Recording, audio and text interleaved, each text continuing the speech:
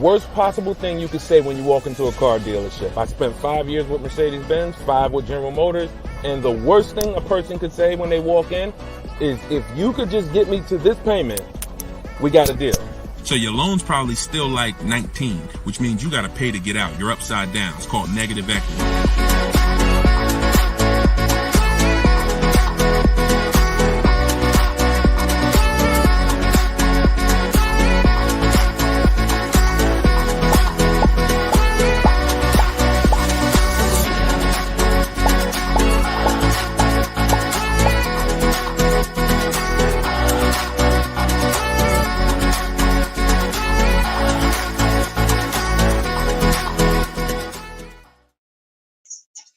Welcome. Let me mute this because I got the audio going on my phone. We're on Instagram Live. This is our May 7th, Tuesday, May 7th, Car Questions and Answers live stream. I am your host, Deshone the Auto Advisor. You may see these broadcasts throughout the week on TikTok, on YouTube, Instagram, and Facebook. But whenever you don't see the banner above me, that means you're watching one of our live shows, so you guys can start typing your questions. If you don't know me, my name is Deshone the Auto Advisor. Let's get the quick housekeeping out of the way before we start bringing in questions. I've been in the auto industry since 2006. I left in 2020 after the pandemic.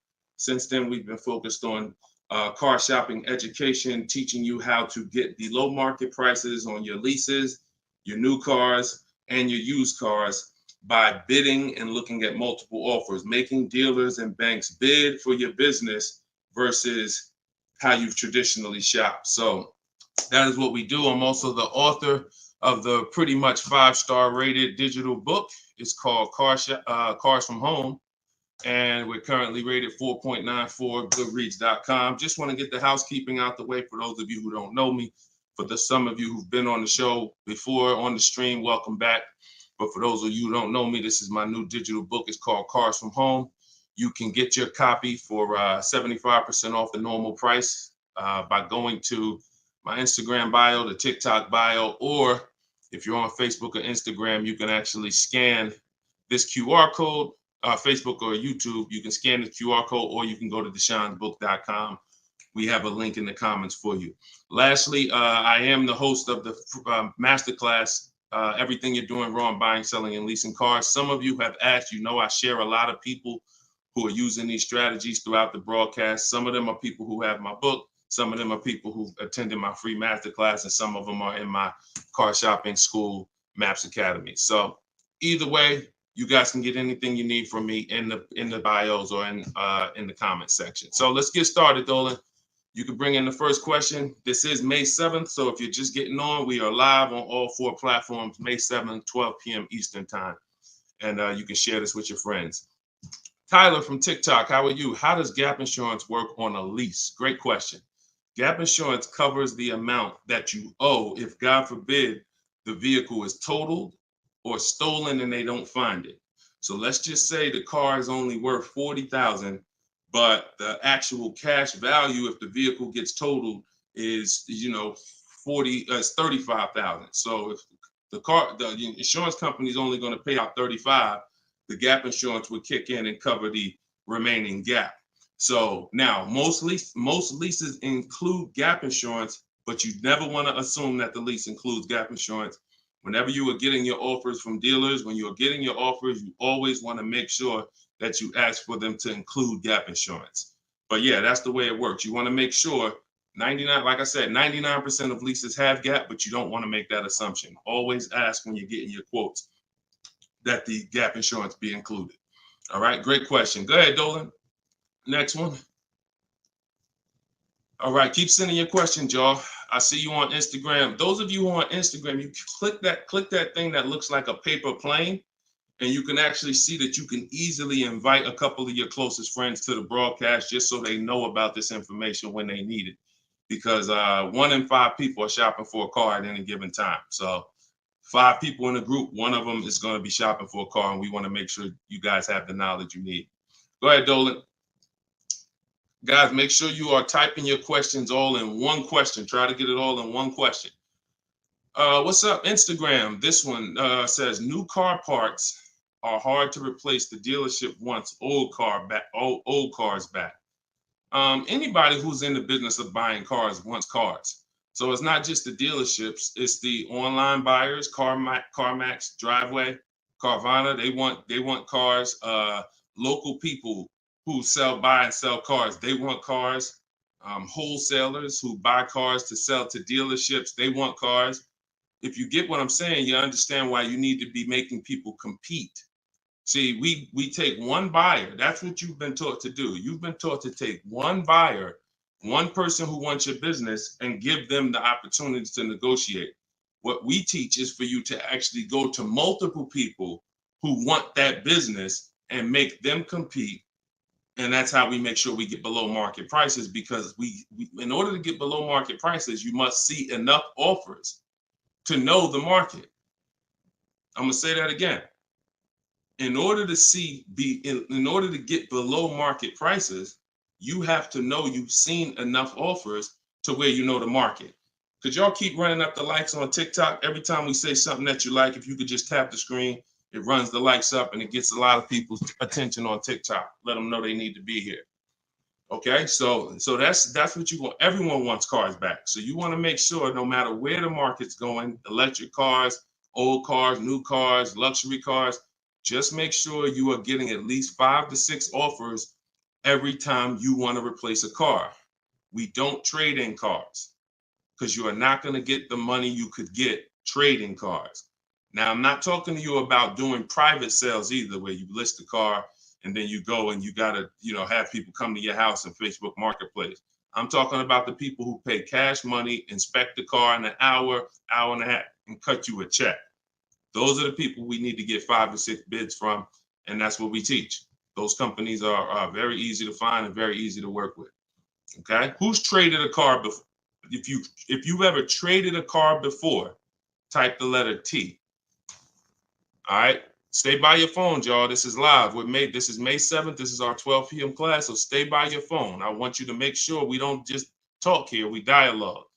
All right, in order for you to get the most out of the show and for me to continue to do them, you want to make sure you as close to your keyboard so I know you're actually getting value out of the class, out of the stream, because you're communicating, engaging versus just listening. All right, I'll see you, Bell, on YouTube.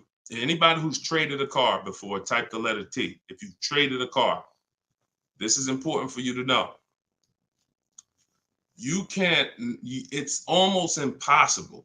I see you, Thomas, on Facebook. It's almost impossible, ML Headley, to get the most money for anything, not just a car, for any item on trade. So we don't trade. We don't trade. You're not going to get the most money, and you're not going to know that you got the best offer. You need to get 5 to 6 of these online offers, and that is how you replace your leases. And in the same way, look, you've left money on the table. Some of you know, I got to tell you the bad news first. Anybody who's traded a car since the internet and online car buyers have been invented, you've left money on the table. So I want you to stop. I'm suggesting you stop doing that right now if you really want to make $1,000, $2,000, $3,000 more every time you replace your cars. Okay? Go ahead, Dolan. Shoot the next one in. Jock from TikTok. How can I get rid of negative equity with a lease? First of all, let's talk about why do you have negative equity. This is improper deal structure. So if you went over your mileage, that means listen, you should not be taking a lease for 10,000 miles per year knowing you drive 15. Because frankly, to go from 10,000 a year to 15,000 a year is only about $40 for most cars. $40 more a month, and you get to go from 10,000 to 15,000 miles per year. So it's no excuse that, taking less miles than you need and then having to deal with mileage penalties that you shouldn't have had in the first place. So we see. So our solution for negative equity is to always in most cases to roll it into a lease, because the cause usually for negative equity is you buy your cars. Somebody told you don't lease, you listen to them, but you don't keep your cars long enough to outlive the depreciation. So you buy your cars and you replace them, usually by trade, in a short period of time, 2, 3, 4, 5 years, 6 years, and that's too short of a period of time to replace a car because of the depreciation. But with a lease, you should not have negative equity. Negative equity is something, you have a penalty because you don't owe. Negative equity means the object you owe a loan on is not worth that. So you owe 20,000, but the car is only worth 15,000. In your case, you have agreed to drive 30,000 miles over 3 years, but you're driving 40,000 miles. You drove 40. So you need to pay that penalty in order for you to go to the next car.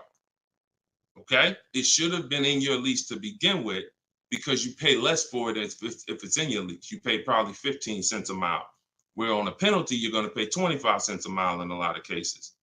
So what you want to do is you want to consider this: staying in the car, waiting to the end of the lease, and if whatever your mileage penalty is, rolling it over to the next car. As far as work your deal out, this is what I would be doing. One, I would do an equity assessment. Before we even talk about this, you need to do an equity assessment. The equity assessment is step 2 in my process. The name of my book is Cars from Home, 7 Steps to Saving Time, Money, and Avoiding Dealerships. So it takes you all the way through the journey of getting your car from home while you are at home. So the second step, which is right after we decide whether we're buying or leasing, is we must do an equity assessment.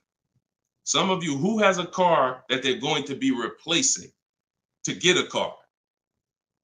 Type me. If you have a car, it could be a lease or it could be you own it, but you're going to be, next time you car shop, you're going to be replacing that car. Who's in that situation? Type me. Stay by your keyboards.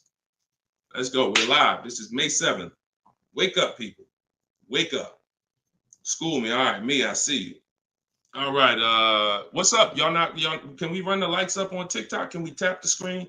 Can we tap the screen if y'all gonna spend time with us on TikTok? Tap the screen. All right. Okay. Let's go. Let's go.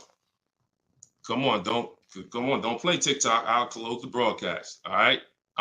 Y'all not paying me nothing. Okay. So I'm asking you for a tap of the screen if you want to stay on with us. All right. We could definitely go TikTok. We could go Facebook, YouTube, Instagram if y'all acting funny today. We got no problem. All right, I appreciate it. I see y'all now. I see the lights running up. All right, so if you have a car you're going to be replacing, then everybody who just said me, then the first thing, once you decide whether you're buying or leasing, is you need to do an equity assessment. So you're going to call your bank. If you don't have a bank, the car's paid for, then you can skip this step, but you're going to call your bank. You're going to find out what your payoff is. Once you find out what your payoff is, you're going to now, if you have a lease, you're going to ask them, do you have a third-party restriction? Now, once you make a note of those things, that's 4 different paths. See, I just talked to 4 different people. It's very important that y'all understand that I don't teach one size fits all car buying advice. So you got to listen closely to see, oh, is he talking to me? Oh, that's what group I fall in. So I just said, some of you are going to replace a car. You have no money you owe on it. You don't need to call your bank. Everyone else, lease or purchase or finance, you need to call the bank, and then you're going to ask for your payoff. Once you have a lease, you're going to do this next step. So some of you who don't have a lease, you don't have to do this step. Then you're going to ask, do I have a third-party restriction? And you're going to make a note of that. And you're going to put yourself into one of those 4 categories. Okay, this is broken down. This is step 2 in my book. So once you get that information, you're going to go online to CarMax, Driveway, Carvana, Kelly's Blue Book, Instant Cash Offer. Please do not come talking about what Blue Book says. Algorithms in this market mean nothing. The only thing that matters is cash offers. So you're going to go to these people to get your cash offers: CarMax, Driveway, Carvana, Kelly's Blue Book, Instant Cash Offer, Car Guru, Sell My Car, and Auto Nation, Sell My Car. That's 6 offers. And once you have those offers, you will know where your equity position is. You will know if you have equity in your vehicle. You will know if you have no equity in your vehicle. If you are leasing, then there is no such thing as negative equity. Because let's say your payoff is $20,000 and your highest offer is $18,000. You don't have negative equity, you don't owe that. That just means when you go to drop off your vehicle, you can't sell it and make money. That's what that means. Now, if you have a mileage penalty like this gentleman may have, that's different. But that's separate from the equity assessment process. You need to know, what is the asset that I'm driving? What is the asset, the car that I have in my possession, worth on the market? And what do I owe on it? And is there equity there? So that is the step you do before you think about shopping and getting offers, because we break our transactions down into 3 categories. Who we buy our car from, we're getting bids. Who we get our loan from, we're getting bids. And who we sell our car to, we're getting bids. So this is very important in our process of how we get below market deals from home. Okay, so do that step, Jock, and that's what and you go from there. Everything I'm talking about is in my new digital book, Cars from Home: 7 Steps to Saving Time, Money, and Avoiding Dealers. Shoot the next question in, Dolan. Everyone who wants your copy, you can get it for 30 minutes at 75% off. It's normally $97. So everyone who's gotten this book, and we've gotten close to probably 6,000 people at this point, the book is $97. But when you go to my bio now, or my Instagram or TikTok bio, you can get your copy for 75% off, which would be $24, but it's only for 30 minutes. If you're on Facebook or YouTube, just check the comments and go to deshonsbook.com. You got 30 minutes to get your 75% off. Okay, Tyler from TikTok, rolled over $14,500 from a trade into a 36-month lease. Payment only $54 a month. Is this a good strategy? Payments only $54 a month? What do you mean by that, Tyler? $54 a month. How could the payments be $54 a month? You need to know how much you're rolling over into the new deal, because let's say, for example, you have $14,000 of negative equity. Just that alone is $400 a month. Just the negative equity. So I'm trying to find out what you mean when you say rolled over 14.5 from a trip. Oh, wait a minute. I think I know what you're saying. You are essentially prepaying your whole lease. What he's saying is he's taken all of the car that he is trading, which I just told you how much I'm not a fan of that. But he's now essentially doing a one-pay lease, or you're doing a huge down payment. So this is very important. You could be about to really lose your shirt right here. This could be extremely bad for you. You need to make sure you check what I'm about to say to you. If all of that money is being treated as a cap cost reduction, which is essentially a down payment on a lease, let's just say your payment would normally be, matter of fact, let's do this math real quick. And this is why having a consultant and having an advisor and getting education saves you thousands of dollars. Now, $14,500, you are talking about, if you put that into a payment form, your payment would be $400 a month higher, plus the interest on that, plus the taxes, plus the interest on that. So let's call it $430 plus this $54,000 this $54 a month. So let's say your payment would have been, without you trading, would have been like $485 a month. So if they're treating all of that as down payment, then here's what's happening. You're just prepaying the lease. So you have no protection. If that vehicle gets totaled, you are out $13,000. You won't be, anything you put into that vehicle, you're out. That money's gone if the vehicle's stolen or totaled.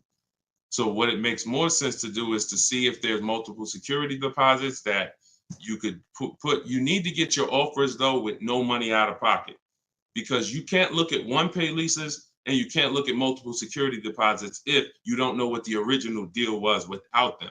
So if my payment is $500 a month, and then if I put multiple security deposits down, it lowers it to $450 a month, then that could be a good offer.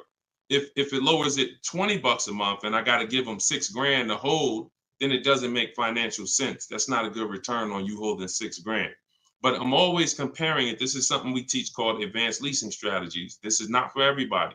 So but you need to determine when you're doing a one-pay lease, all you're doing is giving them all of this money up front so they can lower the actual interest on the lease and see what the payment comes out to with the lower interest. So you have to get offers without down payments. This is why I'm saying when we shop, we never shop with down payments, whether we're buying cars or leasing them. We never shop with down payments because when you're putting all this money in, you can't assess the deal because you don't know how much of this being a low payment is because I put all this money down. You need to know you have a deal before you consider what monthly payments is going to be. If I'm getting a lease and I shop my offers and my lease deal is under 1%, or my best offer is under 1%, no more than 1.5, somewhere in between there, I know I have a good deal, regardless of how much I'm going to put down. So, and when it comes to purchasing, I need to know people worry about the payment. Some of you are worried about the payment. You don't care about what you're buying the car for, and you're worried about the wrong thing because you're thinking about the loan you're getting. You're not thinking about the car you're buying. Before you think about, hey, what's a good payment on this car? No, the better question is, who's the dealer that's going to sell me that car for the lowest price? Deshone, I want to get this BMW 4 Series. What's a good payment on that? No, you're going to get a BMW 4 Series. Who's the dealer that's going to sell you that BMW 4 Series for the lowest price? If 20 dealers, if say 10 dealers have that car, $60,000 car, some dealers are going to sell it for 65, some are going to sell it for 60, some are going to sell it for 57. You need to get these offers before you worry about what the payment's going to be. And that's a whole different philosophy. This is what I teach. So I'm never going to be in the business of not teaching you to understand the numbers because we make it simple. Whether you're using my book, whether you're paying attention on these live streams, when you are shopping multiple offers, you eliminate this. You cannot be a payment shopper because you'll just be throwing money at deals and thinking you got a deal, but you didn't get a deal. You just threw so much money at it that it lowered good about. Doesn't mean you didn't overpay for the car. All right? Very, very important, y'all.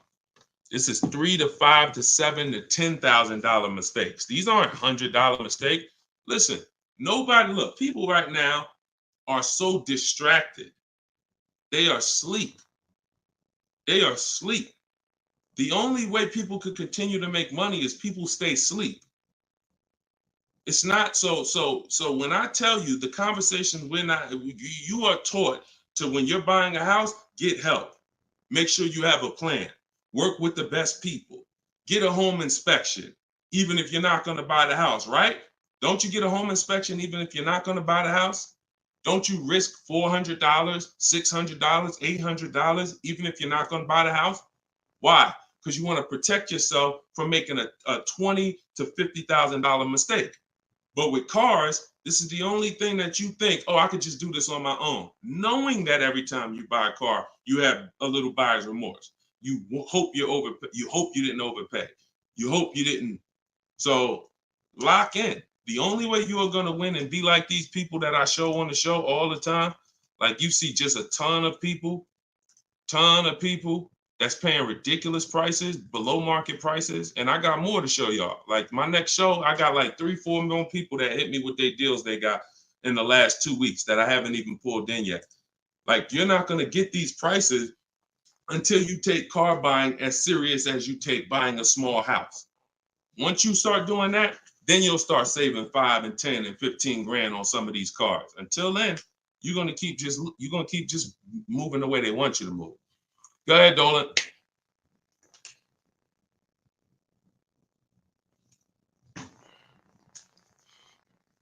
Is there any way to get out of a car with too much negative equity?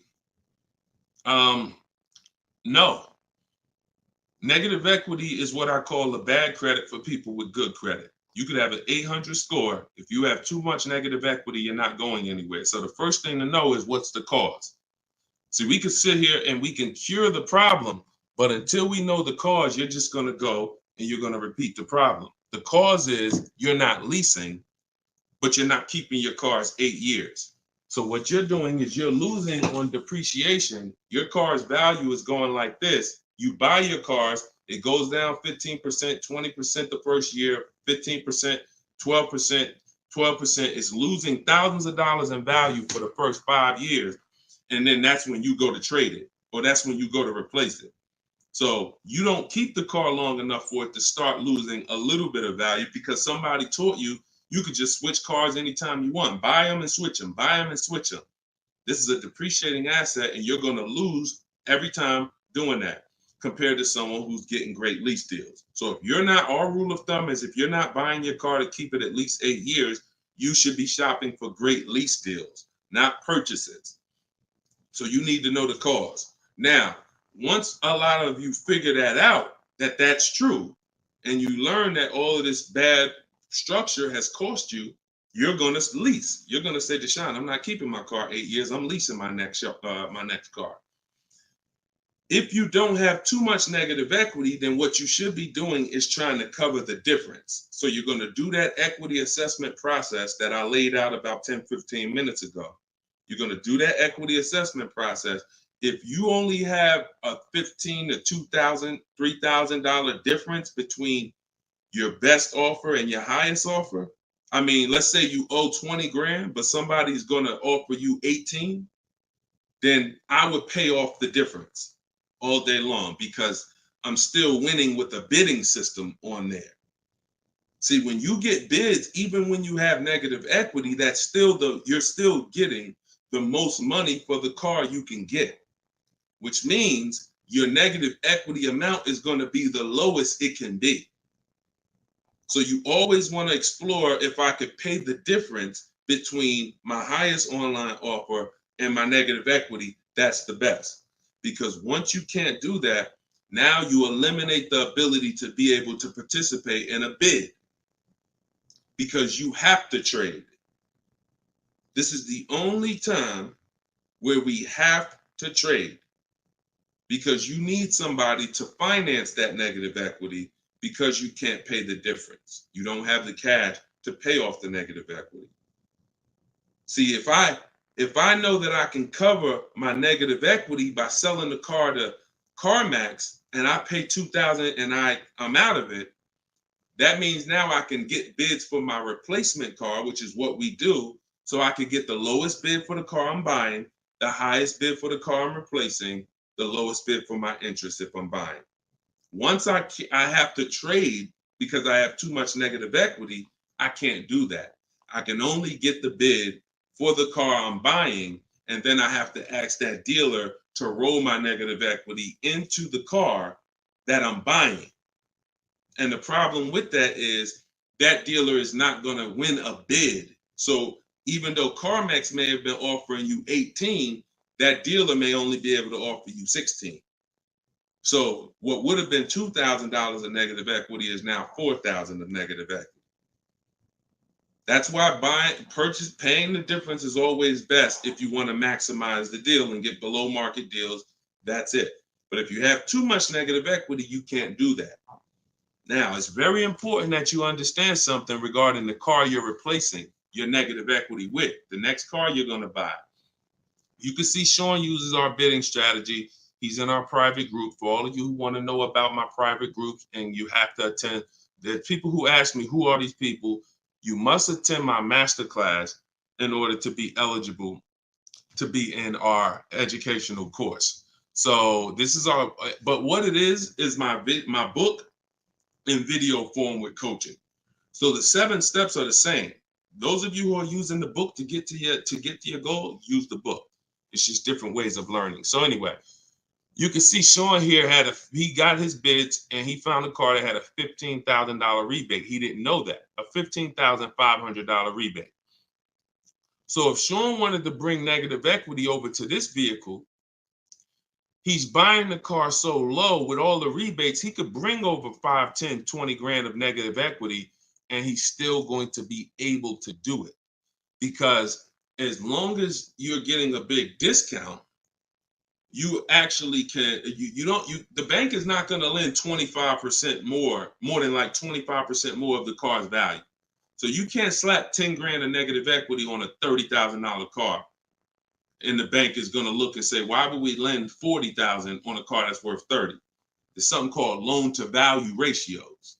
It's in all forms of lending, loan to value.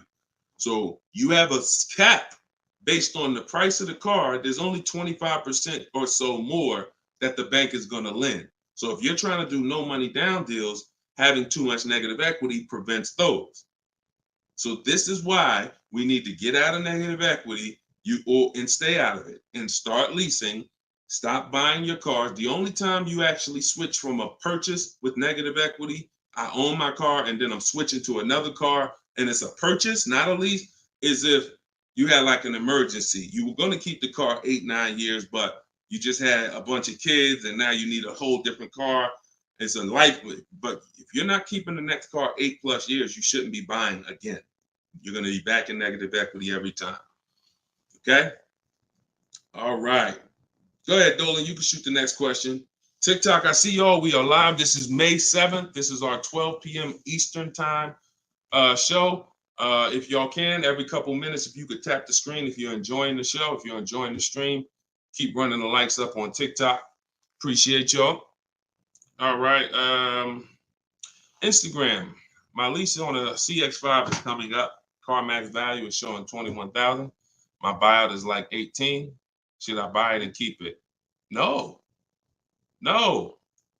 Why would you go from a lease with a great, and look, I'm going to talk different on every show because I know some of you are new. Okay? Who's new here? If this is your first time ever on a live broadcast, on a live stream with us, just type the number 1 and then we'll answer the brother's question here. Who's new? All right, I see you, Khaleesi, on TikTok. I see you. If this is your first time on a stream, you've never been on Car Shopping Questions and Answers with us, type new. Okay, I see you, Matt, on Facebook. I see you, Vince, on Facebook. Melanie on YouTube. DJ C Square, I see you. Okay, I see you, John, on YouTube. Okay. All right, TikTok quiet today, boy. I never saw TikTok this quiet. They ain't hitting no likes or nothing. That's all right. God bless them. God bless them. All right, so Instagram. Let's talk about this. Let's talk about this equity position you're in. Right now, you could sell that lease and make $4,000. Why would you want to go from a lease, which is a not keeping my car 8 years? I want full warranty. I want low payments. I want to drive a lot of car for a low amount of money. Now I can shop for this new deal, get a great deal on the CX5, just so you know, understand something. CX, look, let me show you something. This was Tiffany rode in, and Tiffany got a Mazda CX50 a couple weeks ago, not too long ago. Look at this. So let me show you just kind of what this could look like in a great world. So you understand, she got a 2024 Mazda CX90. She literally paid 44. The sticker price on it was 44,000. She used our system. She actually wrote. This is a testimonial about the book, so you can see at the top says, "I believe we got a great deal from what we learned from the rest of the book." So look at this. She got bids, $44,800 vehicle. She ended up getting a $6,530 discount. That was her best offer. And then, so her lease payment on this would be incredibly low if there's a good lease program. But you're not going to save this kind of money negotiating. You want to sit at home, get bids, contact at least. We don't make a decision until we get 5 to 7 offers. We will not make a decision on a car until we get 5 to 7 offers, because 80% of dealers are overpriced. So you say you can get you might be able to get a lease price on this car for, $400 a month, no money down, for, $450 a month. Something, it might be lower. I don't know what the below market deal on your replacement Mazda is going to be. And then you could actually put that 21.4 in your pocket.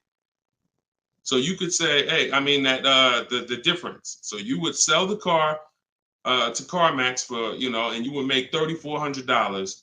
Just so you know, my mother sold her Mazda 2 years ago when the prices were real high, and she made $10,200. So why would I go from being able to do a deal like that, getting a new car, low payment, no money out of my pocket, put $3,400 from my old lease into my bank account? Why would I want to go from doing that to buying a used car, which is buying a 3-year-old Mazda, which is what you're suggesting when you say, should I buy it and keep it? What about that deal makes it better? If you figure this, Your buyout's 18. What's the payment on $18,000 plus taxes? 20 grand, 21 grand. What's the payment?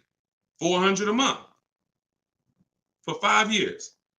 So why would I go and buy a 3-year-old used Mazda for $400 a month when I could go and I could lease a brand new Mazda for $400 a month and then turn around and again, if you're not buying this car to keep another 8 years, it makes no sense to buy a used car right now. It makes zero financial sense. Not only that, you're gonna spend the same amount of money over the years that you could have drove brand new leases for. There's no benefit. There's no benefit. This is what it is. We've seen this thousands of times over the years, hundreds at least. You know, I know it's happening thousands of times. People are buying their leases every day. They're not realizing they're just buying a used car.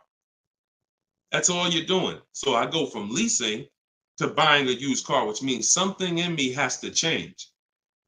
Those of you who are buying used cars, you should be buying them to keep 8, 9, 10, 12 years. Not 4 years, 5 years, 6 years. You're driving old cars for the same prices you could be driving brand new leases for. Same prices. So why would I drive a bunch of older cars, 5, 6, 7-year-old cars? By the time I pay it off, it's 10 years old, 11. Why would I do that if I could be driving brand new cars for the same prices? So it's important for you to understand. That's why this is the first step in my process is we got to know, should we buy or lease? And the only people who should be buying are 8+ year people. The goal is to keep the car 8 or more years. Then we're going to buy it. Yep. I'm here. I see you. You know, I always butcher your name, but let me just call you EP. EP, I see you. Go ahead, Dolan, shoot the next one up. We got a couple more minutes. We're on here for a couple more minutes. How do you negotiate a purchase online? Looking at a car 3 hours away and I'm not able to go in person. So what I would do, if you've done all the research to make sure that car is a great below market price, if that's a below market price, then what I would do is I would call and verify that there's no fake fees that are not online. So when you see a car that has a $28,000 price, we're going to call and make sure that what the fees are. Should only be tax, title, documentation fee. Tax, motor vehicle fees, and documentation fee should be the only prices, only fees. And once I verify that, what I'm going to do is I'm going to go home. I'm going to get out there immediately, and I'm going to see the car. And if it's a great price where I'm saving $2,000 or $3,000 above below the market value on those cars, then I'll go out there and I'll make sure that I post up in a motel for one day, because you never want to go out there and take the car immediately, because unless you're paying cash. If you're paying cash, that's different. But if you're getting a loan, we need at least one day to do our bank bidding process. Because you could go out there and say, all right, now this is the best price on the used car. Yeah, but now I'm going to pay 2 points, 3 points more in interest, letting the dealer get me the loan. So I'm essentially giving that $2,500 or $3,000 that I saved right back to the bank. I'm not giving it to the dealer, but whoever the bank is. So we always need one day to come home, let banks and credit unions bid so we could get the lowest interest rate. And then we call that dealer and we let them bid against it. But that depends on how you're going to pay. But that's the process. You get out there, you test drive the car. That's why all of our used car research is done from home. All of our used car research is done from home. By the time we get to the dealer, the only thing we're doing is going there to test drive the car and lock up the deal. The prices we've already verified is the lowest prices in the market. So once we verify there's no bogus fees, that's our process for wrapping up the deal. That's right, man. You know I'm always watching and unlearning and relearning, boss man. Appreciate you. I appreciate you, EP. Always a pleasure. All right, go ahead, Dolan. Yeah, some of you are looking for your used cars locally. There's no way you're getting the best prices. If some of you are looking for your used cars 25 miles, 50 miles, 100 miles, there's no way you are getting you're getting below market prices. That's just not enough inventory to look at for you to see, Oftentimes, it's literally a dealer that's an hour, 2 hours, 3 hours away who may not be in the city. They don't have the traffic that that person has, and oftentimes they'll have a below market deal because of their particular circumstance. So if you're just shopping 10, 25, 50 miles outside of your radius, that's just not enough of a radius to get the below market deals. My brother leases up, he's over miles. Equity assessment. That's it. I just went over that about 20 minutes ago. I can't go over it again because there's people who watch the stream and it's not fair to them, but we do have this stream on replay. If you go to YouTube or if you go to my Deshone the Auto Advisor Facebook page, and you can find the section that I did only on that. Okay, it's called the equity assessment. We had another person on here that's over miles. And, once you do that equity assessment, then you want to weigh that, compare that to what the mileage penalty is. Because some people, the mileage penalty is only going to be $750, $1,000, $1,500. You could have that rolled into your next lease offer. What you do is just negotiate your best lease offer and then say, hey, look, I need you to cut a check for, $1,500 to my old lease company. Now that's going to raise your payment. So if I got a below market deal, let's say, give you an example. Let me show you with a real life example. So, so Charles, let's say Charles, he gets his Hyundai Palisade, he gets it for $597 a month, but he has a mileage penalty of, $1,500 that he needs. This dealer who won his business, he needs them to pay that to his old lease. So they're going to cut a check for $1,500, but that payment, that $1,500 now goes into his new deal. So it's just like negative equity. It's going to raise your payment up, which is why we bid this out and we don't bring stuff over. We don't bring mileage penalties over until we have already found the dealer that we're going to buy our car from, because they've given us the biggest discount. But yeah, that's what you would do. And whatever the mileage penalty is, you're adding it to your next lease. So you're paying it either way is the point. You're not getting out of a mileage penalty. It's just all about and the only way you can get out of it is if you sell the car.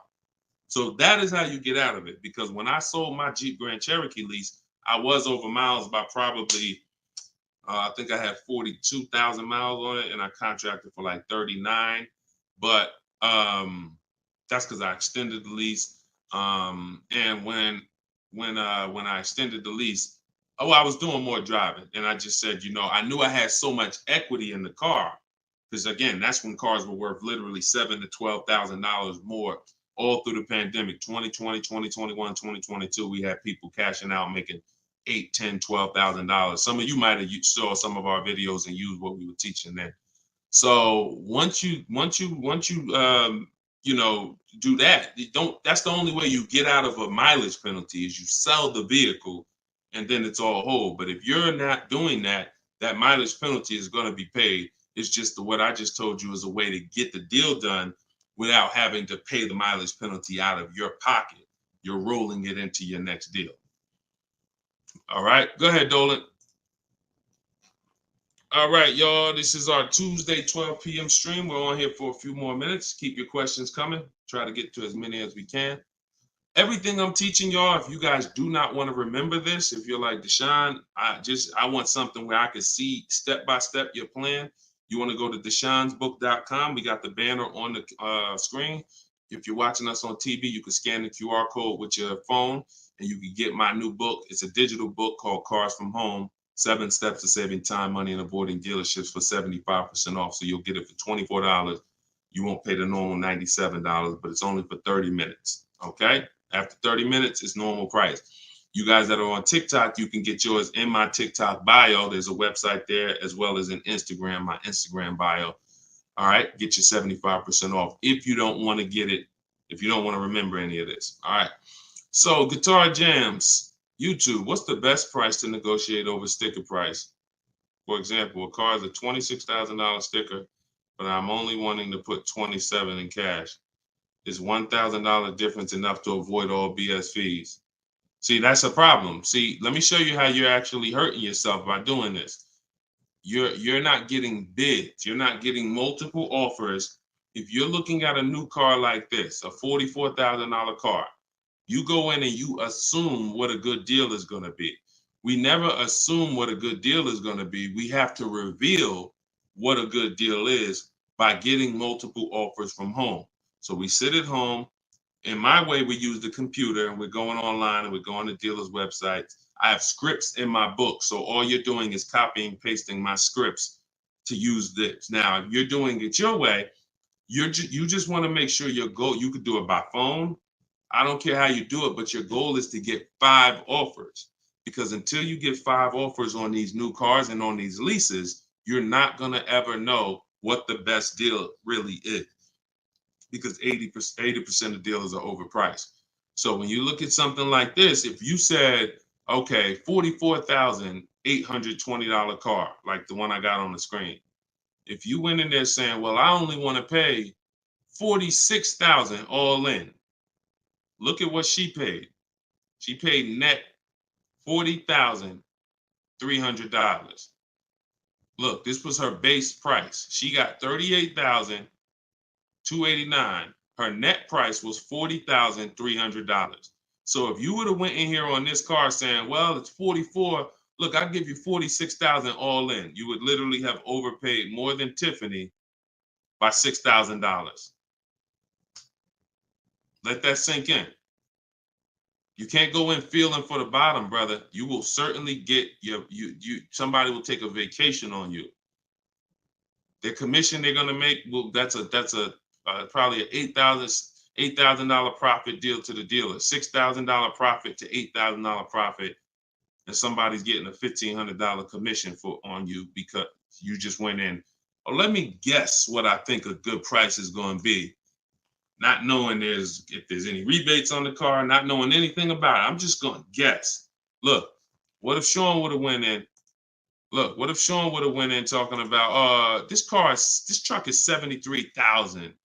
I'm gonna offer them $73,000, but they gotta include all the tax, all the fees. I'll give you the asking price, but you gotta include all the tax and fees in. Look, he ended up getting with bids $57,000. He would have overpaid by $20,000, $15,000.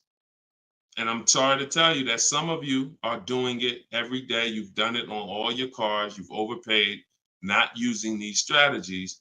And I want you to stop. You're free to do what you want to do. You want to stay in the old way. But the people that you see that are getting these deals, these people that are posting, listen, when you get a great deal, you post the deal.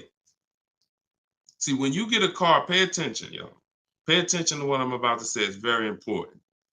When you actually have strategy to get great deals, you actually post the deal. This is our private group where we post our deals. Look, people are not just happy about the car. Look, Eddie, I ended up getting multiple offers, got a Toyota Camry hybrid. This was last year when these cars were literally on fire. Look, quote, getting quotes as high as 10 grand over sticker. Look, I got $2,086 under sticker. $10,000 over sticker was his highest quote for this Toyota Camry hybrid. There are people who paid that. There are people that paid 5 grand over sticker for the same car Eddie got. There are people who paid sticker. Thought they were getting the best deal. Man, I got mine for sticker. He got his $2,086. Some of you who might see this broadcast, you might have said, you might have the same car. Deshone, wow, man, I got that same car. I paid 4 grand over sticker to get mine. Yeah, Eddie at the same time, same year, paid $2,086. Sorry to tell you, but you overpaid about 4 or 5 grand. This is real. We're not sitting up here doing this talking about hundreds. There's nothing y'all hear me talk about in these streams that had hundreds of dollars. And frankly, unless you are rich, you can't afford to lose $2,000, $3,000, $4,000 every time you buy a car. You can't afford it. This is where you're losing. So what I would tell you, Guitar Jams, is do what I just said over the last 10 minutes. Get bids. If you want the system for doing it, that's in my book. If you want to do it your way, I don't care how you do it. Just get at least 5 to 7 offers so that you can see where the best offer truly is. 8 out of 10 dealers are overpriced, and you don't know how bad they're overpriced until you get all your offers. 10 grand overpriced, 5 grand overpriced. All right. Go ahead, Dolan. Shoot the next one in.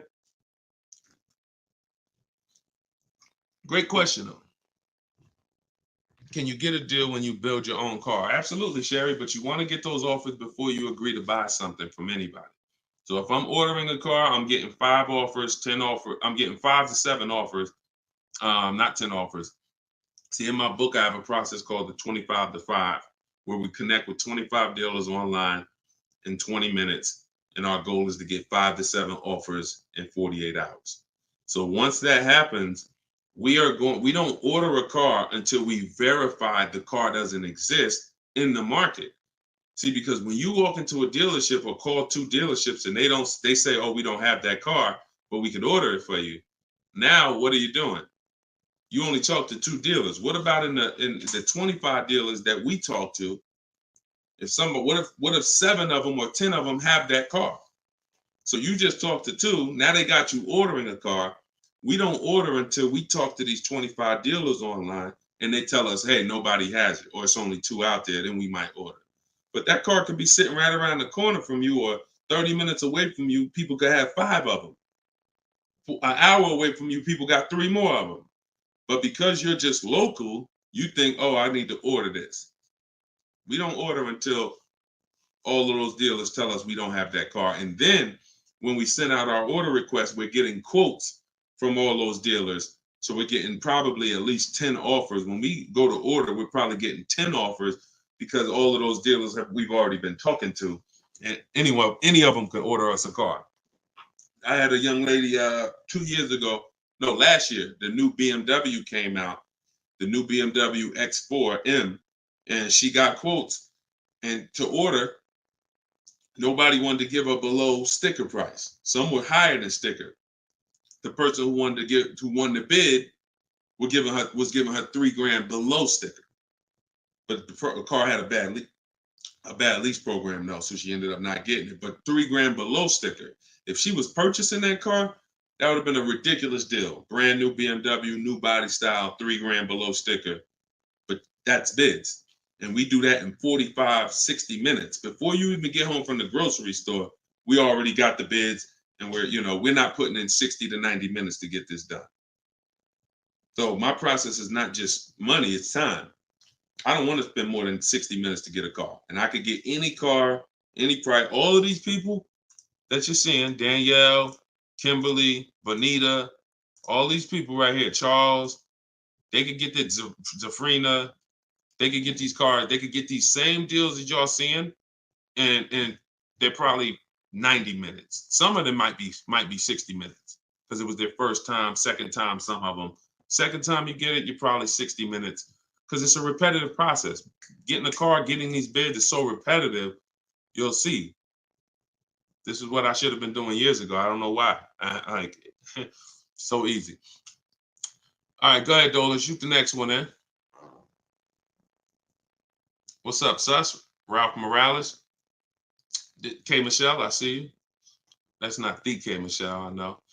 What's up, John? I see you. Steps if the lease has a third-party restriction. So if the lease has a third-party restriction, we're going to get bids from whatever dealerships make the car. So if there's a Nissan and I have equity, if I have $2,000 or $3,000 or $4,000 in equity, then what I'm going to do is I'm going to call and I'm going to get bids from the local dealers, because a third-party restriction means that it doesn't mean you can't sell the car. It means you could only sell to a local dealer who makes the car. So we still get bids. We get 3 to 5 offers from used car managers. And whoever makes us the best offer gets the car. And then they'll cut us the check for any equity that's in the car. But we always need to get the offers online, because that's going to tell us if we should even be pursuing. If we don't have any equity, or it's at a break even online, there's no reason for us we don't have any equity in the car. We're just going to return the lease. But the process of doing this is to prevent what a lot of people have done. You dropped off your car 2020, 2021, 2022 at a dealership. If you dropped your old lease off and you didn't do an equity assessment, chances are you gave up a lot of money. And some of you are like, well, Deshone, I did that. I gave them back my old car, but then they gave me a great deal on a new one. You have no idea how much equity they used out of that car or how much they kept. It was, like I said, my mother had $10,200 in equity. She could have literally, they could have gave her, if we would have went into a dealer, they might have gave her 4,000 of the equity and kept 4,000 if we were lucky. So, doing an equity assessment before the lease in process is to prevent giving away any equity when we drop off our lease. All right, go ahead, Dolan.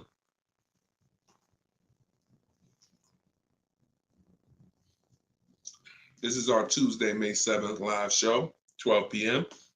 If you don't see the banner above me, that means we're live. So you can type your question. Dolan will bring them in.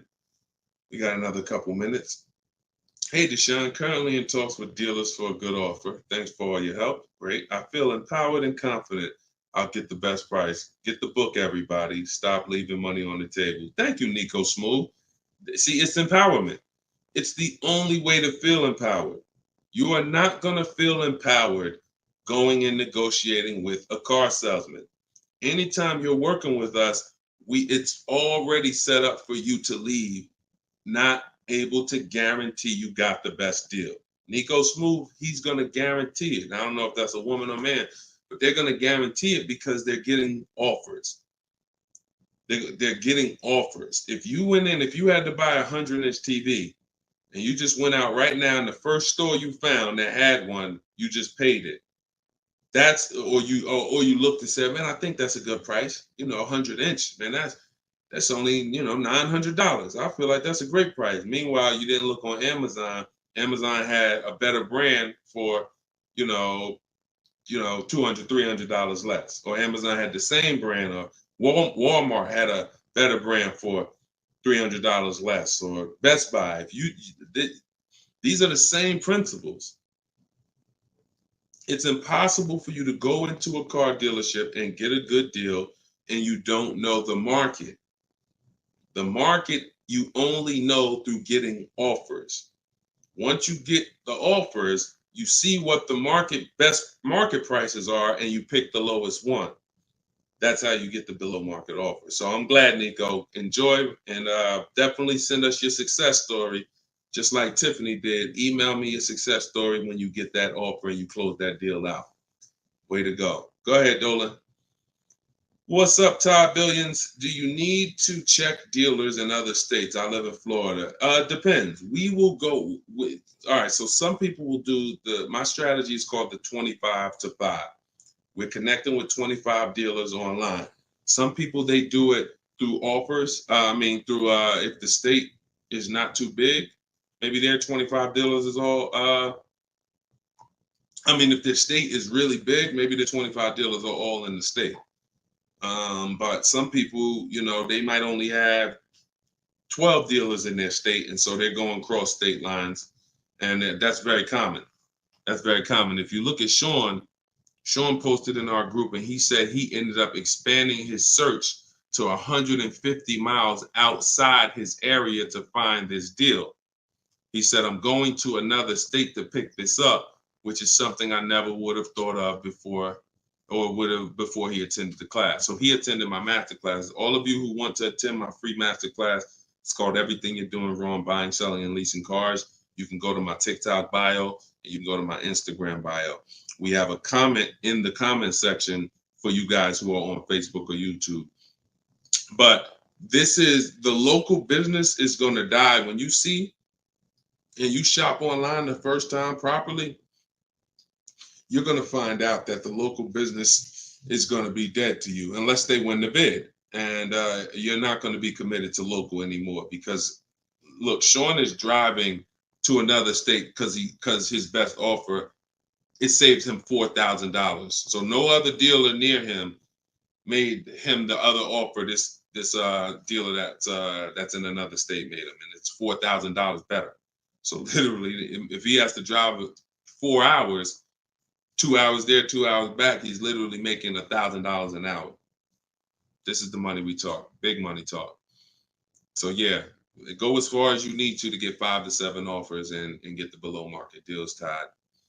Go ahead, Dolan, shoot the next one up, brother. Great question.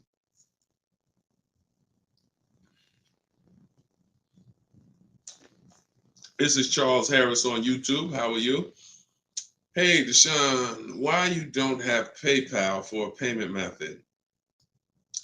That's a great question. We've used PayPal probably twice since we started our company in 2021. We just found that Stripe was a better company to work with for the business. We do have, I believe we have Klarna. So for those of you who are familiar with Klarna, they'll let you break up the payments interest free. For the book or any product we sell, we make Klarna available for the last year. But PayPal is just a little different to work with. We've enjoyed working with Stripe. So hope that helps. Go ahead, Dolan.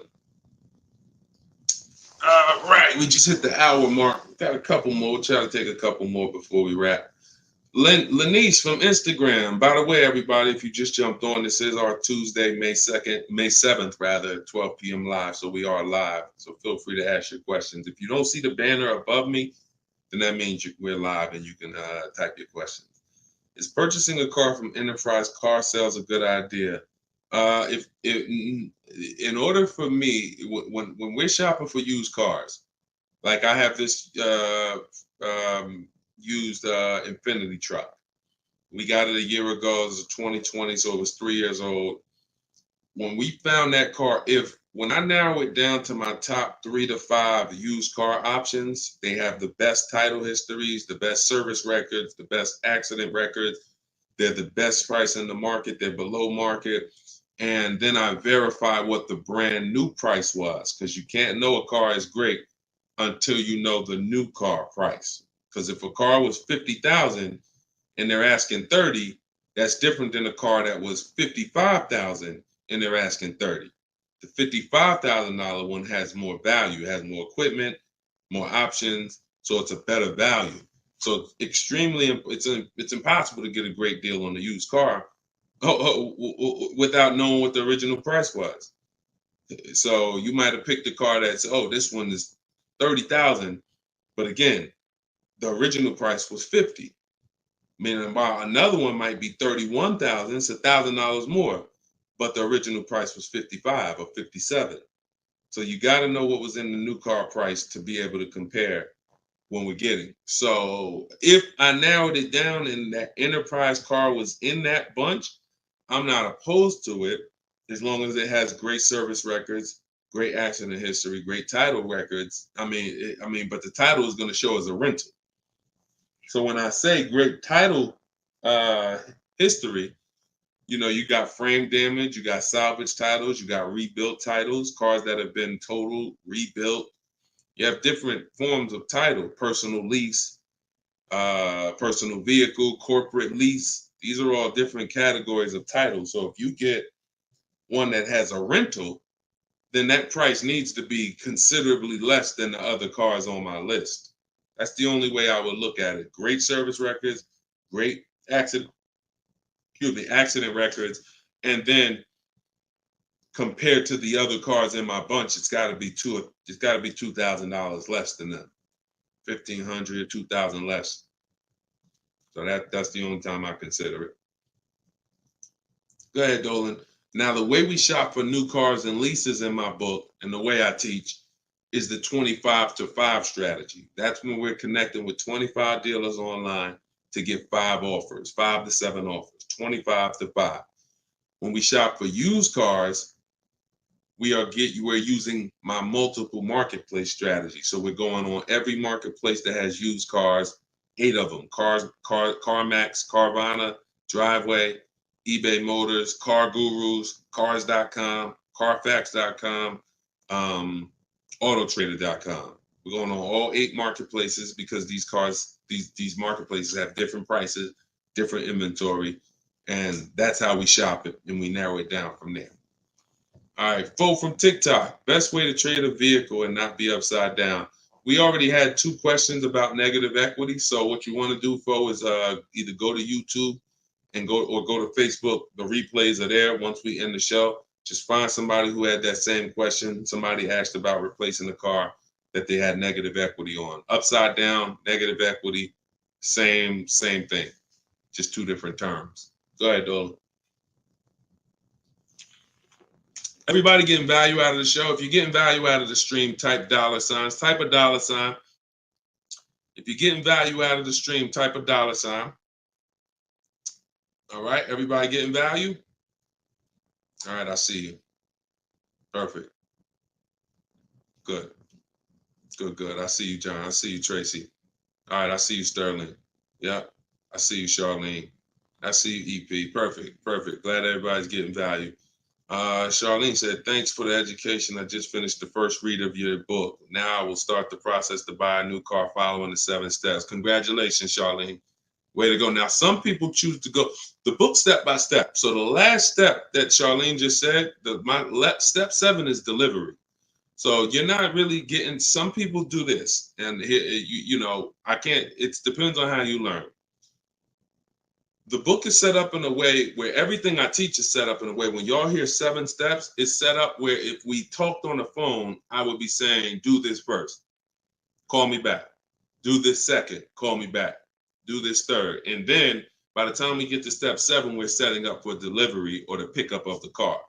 So some people never read the whole book. They just do 1 step at a time, and they never see step 7, me congratulating them for delivery, until they are at that step. Some people read the book straight through and then come back and do the steps. So whichever way you decide is up to you. The quickest way to your car, the quickest way is to just do 1 step at a time and then not read forward until you get to that step. But everyone learns different, and everybody, that's just if you want the quickest way, you want to get a car in literally 48 hours, don't read the whole book. Read 1 action step at a time, cross it off the list, and get it done.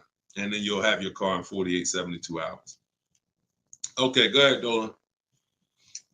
TikTok, using your book, all of these lease prices I received are too high, over 1.5%. Next step. Well, as I mentioned, once you get 5 to 7 offers, that means that car has a bad lease program. Not the brand, the car. So that Jaguar has several cars. That particular one, and it could be that trim level, has a bad lease program, in which case I always say with leases, we want to have at least 2 to 3 options, because we cannot control the lease program. So whatever the dealer was, so if you see a 1.5% lease, 1.6, 1.7, 1.8, 1.9, then that 1.6, that dealer's beating everyone else. They're selling you the car less than everyone else. But if they're at 1.6, then that means their lease program is bad. That's why we always get 5 to 7 offers. If they're all over 1.5, that means the lease program is bad. And we do not lease cars with bad leasing programs. We go to our next choice, because you'll see, literally, it's day and night. A $60,000 car could have one lease price of $900, and then you have a $65,000 car like Frena got. $65,000 vehicle, she paying $579 a month. 2024 Jeep Grand Cherokee. Got it a little while back. So this is, lease programs make the difference. What we do is use bids to get the lowest price on the cars. We're gonna always get that. But once we can't control the lease program. So we always have 3 options. With purchasing, we don't need 3 options, because once we get our bids, we're gonna just find a dealer that's gonna be the lowest. Nothing else matters. We don't need to worry about a lease program. Go ahead, Dolan. German Tink from TikTok, I see you. If our credit is not good, I feel like we don't have room to negotiate. True? No, your credit, you do. You see, again, we're mixing the loan with the price of the car we're buying. That's where you're going to overpay. Because if you have a loan, you have bad credit, the only thing that should be affected is the interest you pay on the loan. That should be between you and the bank, the lender, not between you and the dealer. So what your job to do is, if you have bad credit, the lender you get your loan from is going to tax you for it. You're going to pay higher interest than what someone with good credit would pay. But what you should not be doing is overpaying for the car because you didn't get bids. So you can get bids for your car, and then you can use a company that gets deals done, that gets people loans, even with bad credit. And I use Limbuzz. I recommend Limbuzz. I don't use them. I recommend them. So you could either pay a high interest rate and get a great price on the car, or you could do what most people do. Get a bad price on the car and pay a high interest rate because they're going and they're shopping desperately. So in my process, we would get with Limbuzz, get our pre-approval with Limbuzz, and then we would go and we would shop and get bids to make sure we're finding the lowest price on the car. See, once you learn what we're doing and you start doing what I'm telling you, using what we're talking about here, you're going to see the car price is independent from the loan. You've been taught to focus on the loan, which is how much my monthly payment is going to be. Oh, am I going to not be able to negotiate? The car's price we're negotiating has nothing to do with the loan we're going to use to buy it. Okay? So everything that I taught from today, guys, is in my book. It's my new digital book. It's called Cars from Home. You saw it if you were here earlier. We're rated 4.94 on Goodreads.com. Thank you to everyone who's reviewed the book and gave us 5-star reviews. You can get your copy in my TikTok bio for 75% off. That's $24. It'll be in your email in 2-3 minutes, in my Instagram bio. But don't let that timer run out, because then the price does go back up to $97. You can get yours for 30 minutes. And the same thing online here on YouTube, Facebook. We have the banner here. You can scan this QR code with your phone if you're watching us on TV. And this is what we do, y'all. We do these shows throughout the day. You can see on what time we'll be live. So we'll be back for the next one shortly. And make sure when you see us, you hop on and ask your questions, all right? But let's go get these deals. Shout out to everybody who's committed to unlearning and relearning. In order for you to win with what we just talked about, you have to unlearn the way you were taught to car shop. You have to unlearn that and relearn the new way. All right? God bless y'all. Enjoy the rest of your day. See you soon.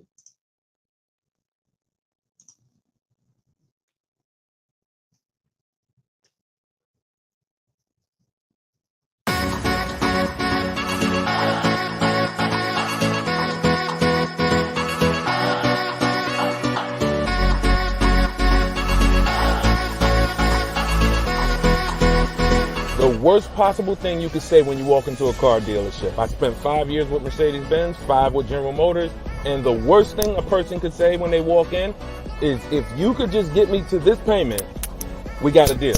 So your loan's probably still like 19, which means you got to pay to get out. You're upside down. It's called negative equity.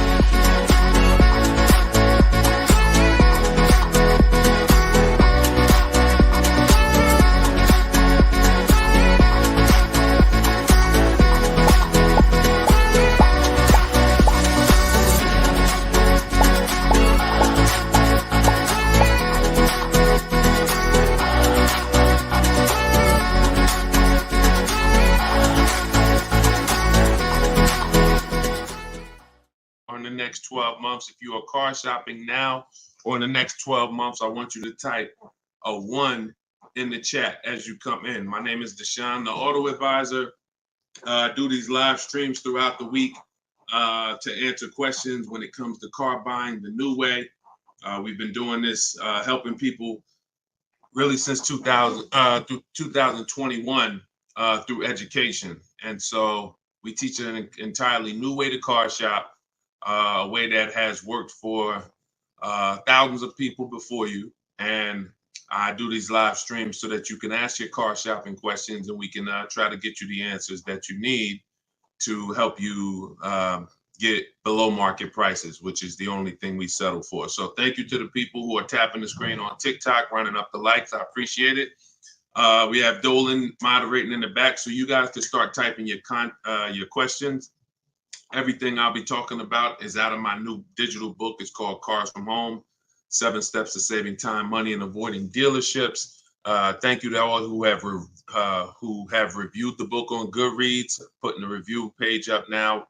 Thank you for helping us have pretty much a 5-star rating And everyone, as you're watching this, you can get your copy. If you like what you're hearing, if you like this new way that you're going to hear on these streams of how to car shop, you can get your copy of my digital book for 75% off in my TikTok bio, my Instagram bio, or we have a banner up for you guys. Or you can go to deshonsbook.com. So no matter where you're at, that's your special offer. All right. So Dolan, you can bring the first question in. I see you, Paper Chaser. Welcome to the broadcast. I see you, Benjamin, on TikTok. I see you. First time people. Welcome to all the first time people. If you your first time here, type of 1. Mario Soto, I see you on YouTube. Welcome. This is Chris on Facebook. Hey, Deshone, are dealerships willing to order a car for you if they don't have a car with the options you want? Everyone is usually willing to order a car because every dealer can order. But you want to make sure whenever you're getting an order quote, you're getting at least 5 offers. 80% of dealers are overpriced. So you want to make sure you're always getting on a brand new car 5 offers. And then you'll see how different they are. I had somebody who, I think we're on episode 17. This is episode 17 of Car Shopping Questions and Answers. So on last episode, I spoke about a young lady who ordered a BMW when it first came out last year, the new body style new body style X4. And through bids, she saw multiple offers. Most dealers were charging her $2,000 over sticker price.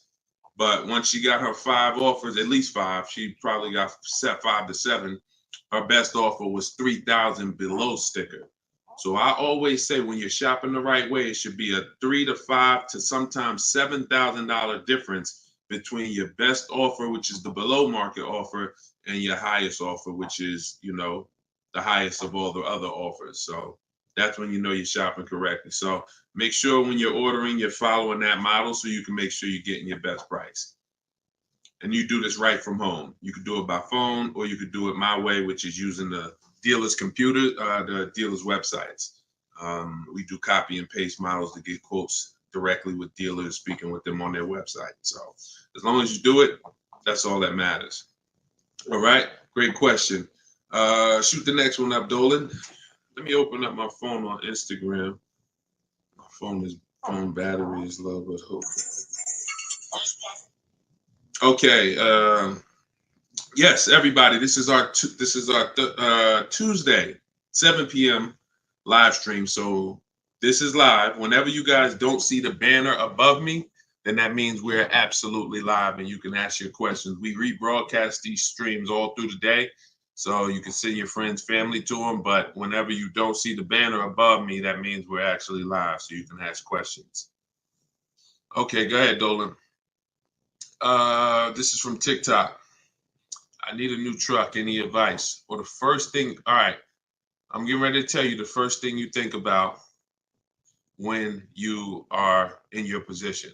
And this is the first thing that all of you should have thought about. If you haven't thought about this yet, you've already skipped something that is very important. The first step in my process is always to ask ourselves the most important question. Does anybody know? I know we may have a lot of new people on here, but does anybody know what the most important question is? It's probably going to take you too long to type it. So I just want to see if anybody knows what the most important question is. I'll give you guys maybe 5 to 8 seconds to chime in some answers. Can I afford it? That's a good one, but no, that's not the most important question. That comes a little later in the process. Come on, Benjamin, Charlie. Am I keeping the car 8 years? My man, way to go right there. DM me, man. I'm gonna get you a free copy of my book because I like that. All right, that's the most important question. Just DM me on TikTok. I can't read DMs, y'all. So if you actually have DM me, 99% of the time, I'm not going to see it because I have a team that helps me with my social media. So I'm not seeing DMs because we just get way too many throughout the day. But in your case, yes, send me that. Yes, but that's the most important question because here's the thing. The first thing you want to think about is how long you're going to keep it because you're about to buy something that's going to go down in value. You're not going to get the most value out of it until after 7 years. that's when you're going to get the most value. Everything before that, who knows, when I break these things out, I'm showing you the depreciation curve. And this is how your vehicle is losing value. So if you buy a new vehicle, it's losing value like this.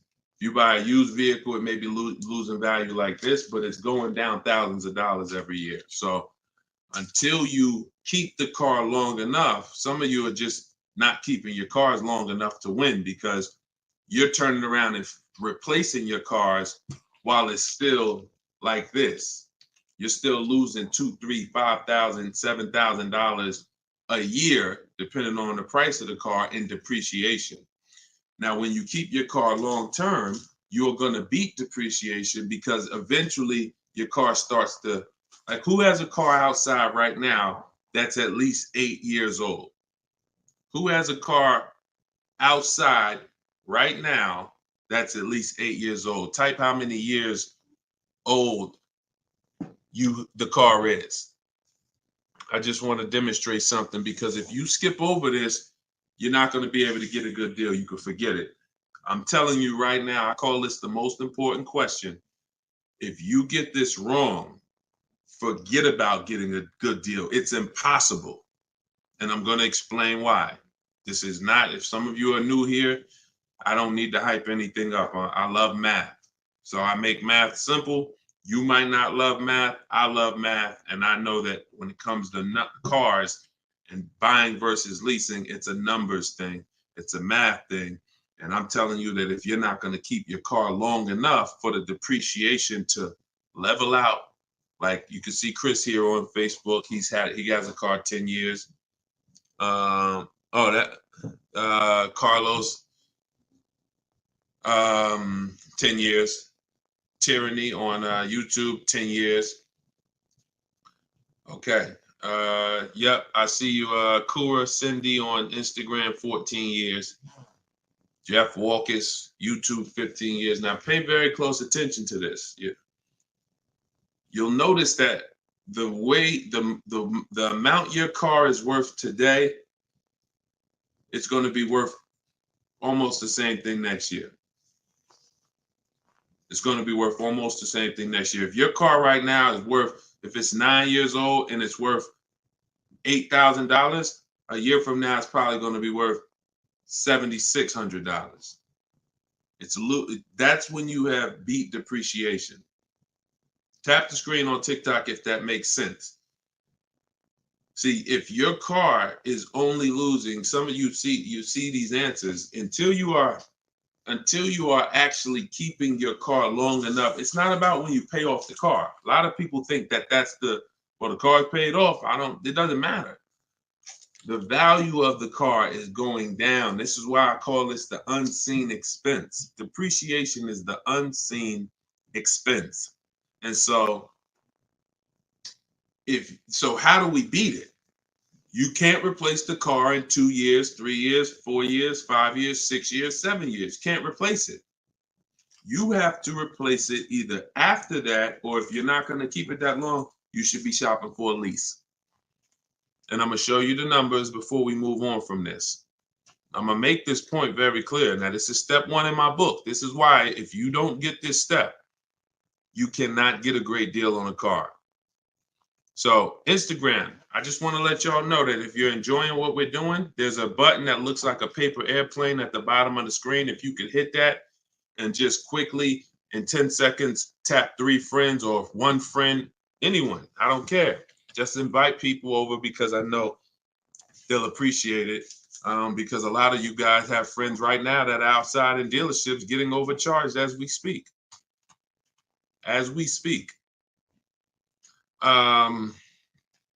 So when you look at long term, here's what you need to see. Look at this. And I'm going to show you to end this question from TikTok, and why this is what I call the most important question. It's the first question: how many years am I keeping the car? Because look at this. I'm going to use an example of this lease deal that Zafrina just got. So now Frina she shops for a 2024 Jeep Grand Cherokee. It's a $65,000 truck. She got an incredible steal on this vehicle. Her payment is $579 a month on a $65,000 truck. No money down. So she did this. She got bids. You're not negotiating for these deals. So I'm just telling you, if you guys want to get these deals, you need to use what I'm teaching you. If you want to get it step by step, it's in my book, in my TikTok bio for 75% off. You won't even leave the broadcast on TikTok. You can get your book for $24 and you'll have everything I teach step by step. And same thing on Instagram, in my Instagram bio.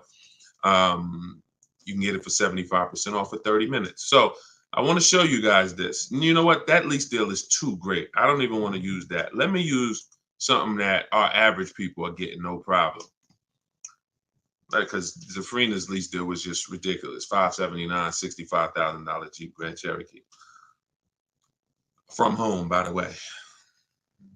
60 minutes. Maybe she put in 90 minutes. It was her first time using this stuff. 90 minutes. So Danielle got $550 a month. First payment was all she gave them. So there was no money down. She got an Audi A3, $44,000 new vehicle. She's paying $550 a month.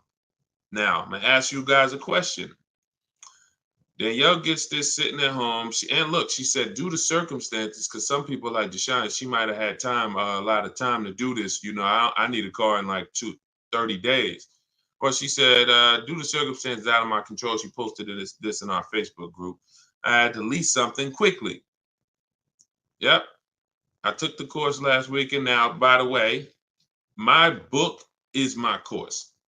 So don't think you have to get my Maps Academy to get this. My course is 7 steps in video form with coaching from me. My book is 7 steps in book form, and they're the exact same steps with the exact same scripts. So it's just how you want. Some people like Deshone, I win with the book, like Tiffany. Other people who review, and some people do this. So it's all the same. It's just different learning. So the point is, I want to show y'all something. We're making a point here. So she got $550 a month. $44,000 car. How much is every $5,000 on a car loan, everybody? If you're looking, some of you have seen this in a video before. Every $5,000 that when you look at a car, you see it's $5,000, $10,000, $15,000, $20,000. How much is every $5,000 on a car loan monthly payment?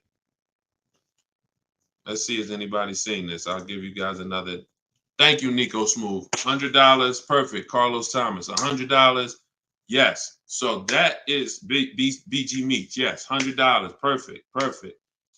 Blooming Chosen One. Perfect. See, so this is why this is important for those of you who are going to purchase, not those of you who are going to lease. You need to know when you look at a car, if you see it and it says $20,000, you need to know that that is about $400 a month. $25,000 is about $500 a month, depending on the interest rate. Great interest rate, you could drop it a little lower. But average interest rate, that's what you need to be looking at. And you need to be, that assumes a 5-year loan. Because some people say, well, Deshone, if I take a 6-year loan, no, it'll be lower. But 6-year loans should be the max. See, that there's different ways to budget. If I budget $500 a month, and I say, well, how much car does that get me on a loan? 25 grand. Now that's for 5 years. So if I go find a car for 25 for 500 a month for 5 years, I did better than if I got a car for 500 a month for 6 years. So there's different ways to raise your budget. I have something in my book called The Perfect Budget. I created a calculator. It walks you through what I just said. See, what I just said is very important. Knowing how much you can spend if you get a 5-year loan, and then saying, all right, if necessary, I'll go with a 6-year loan and bump myself up, but I'm still below my max budget. But I'm not going $500 a month for 6 years. Can y'all tap the screen and run the likes up on TikTok? Keep running them up if y'all getting value out of what we're doing. So we're still making a very good point here, okay? I'm spending really most of this stream going deep on the first question. And I've never done this before, so we'll see if it works. If somebody said I have a new truck, new advice, any advice.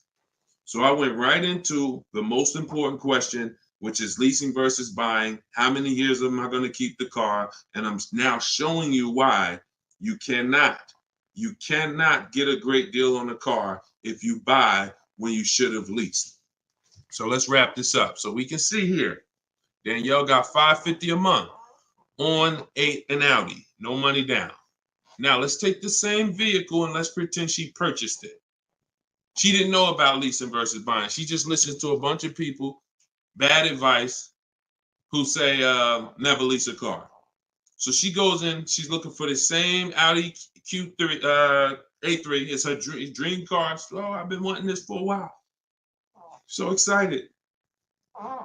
So how much is this going to be? I'd like to do no money down. Okay. Well, $44,000 car. Forget the taxes. Forget everything. Let's just say, forget that. Let's say they throw that in. We'll pay the tax and everything. Let's say she just finances $45,000. What's her payment? $900. Some of you who are in the math, you was like, Deshone, yeah, $900. So she drives out of there. She drives out of there paying $900 for the same car Danielle's paying $550 a month for. Now watch this. Let's just say, now I'm going to show you because I know what you're thinking. Deshone, please send my free book. Okay, I got you. DM me though. So I don't want to stay on topic here. All right, so let's just say some of you are like, well, Deshone, I got a great deal on my last car. I wouldn't pay the same price that Danielle could pay for. Let's say, what's an unbelievable deal on this $44,000 brand new Audi? How much discount? I'm gonna let y'all decide. I'm gonna show you why there is no way for you to get a great deal when you purchase when you should have leased. We're gonna kill this. Some of you are gonna be set free right now. So let's just say, what's a great price? $44,000 brand new Audi Q4 A3. What's just a ridiculous discount? How much off? Let's say like the best deal that you could ever think on a brand new car. Look, all right, it's taking y'all a while to type. We're looking. What's up? Heck, none of y'all ever saved money on a car before? Some people, oh, Deshone, I didn't think we could get discounts on cars. All right, I like that. Nico Smooth, I like that. Let's say the person got $10,000 off. Okay? They got $35,000, which is essentially, let's say they got $35,000. The car is $44,000. So let's say they got $9,000 off, which is essentially 20% off the price of the car. Just brand new, nice, popular car. They catch the dealer sleeping, getting bids from home. $10,000, $9,000 off, $35,000. That's what they're getting the car for. Put your taxes on there, because now we're already being super unrealistic. We're not gonna be ridiculously. Let's just say taxes are on there. You know what? Let's just say no. How about this? Not only did she get 20% off, they paid the taxes too. So she really got like $13,000 off. We'll pay the taxes too. Just finance $35,000 even. What's her payment? The most ridiculous new car deal we could ever imagine you've ever seen, we just went over. To show you, no matter how good this is, she still is about to lose because she's purchasing and she should be leasing. Watch this. And I'm going to tell you, when the person who purchases wins, $700. Thank you, paper chasers. Lisa, $650. Those are the estimates. Where do we win at? Imagine if I just gave y'all a ridiculously unreal situation that will never ever happen, but just to illustrate, if that ever happened, 20% off the car, pay the taxes, her payment's still higher than Danielle leasing. So when does the person who buys win? When they keep the car long enough to outlive the depreciation. Very simple. 8 years. 8 years. It's no comparison. So like you're sitting there and you're like, Deshone, I bought my last car and I've been buying cars all my life. I was just taught you buy your cars, you don't lease them, but I never keep them more than 8 years. If that's you, I want you to type a sad face.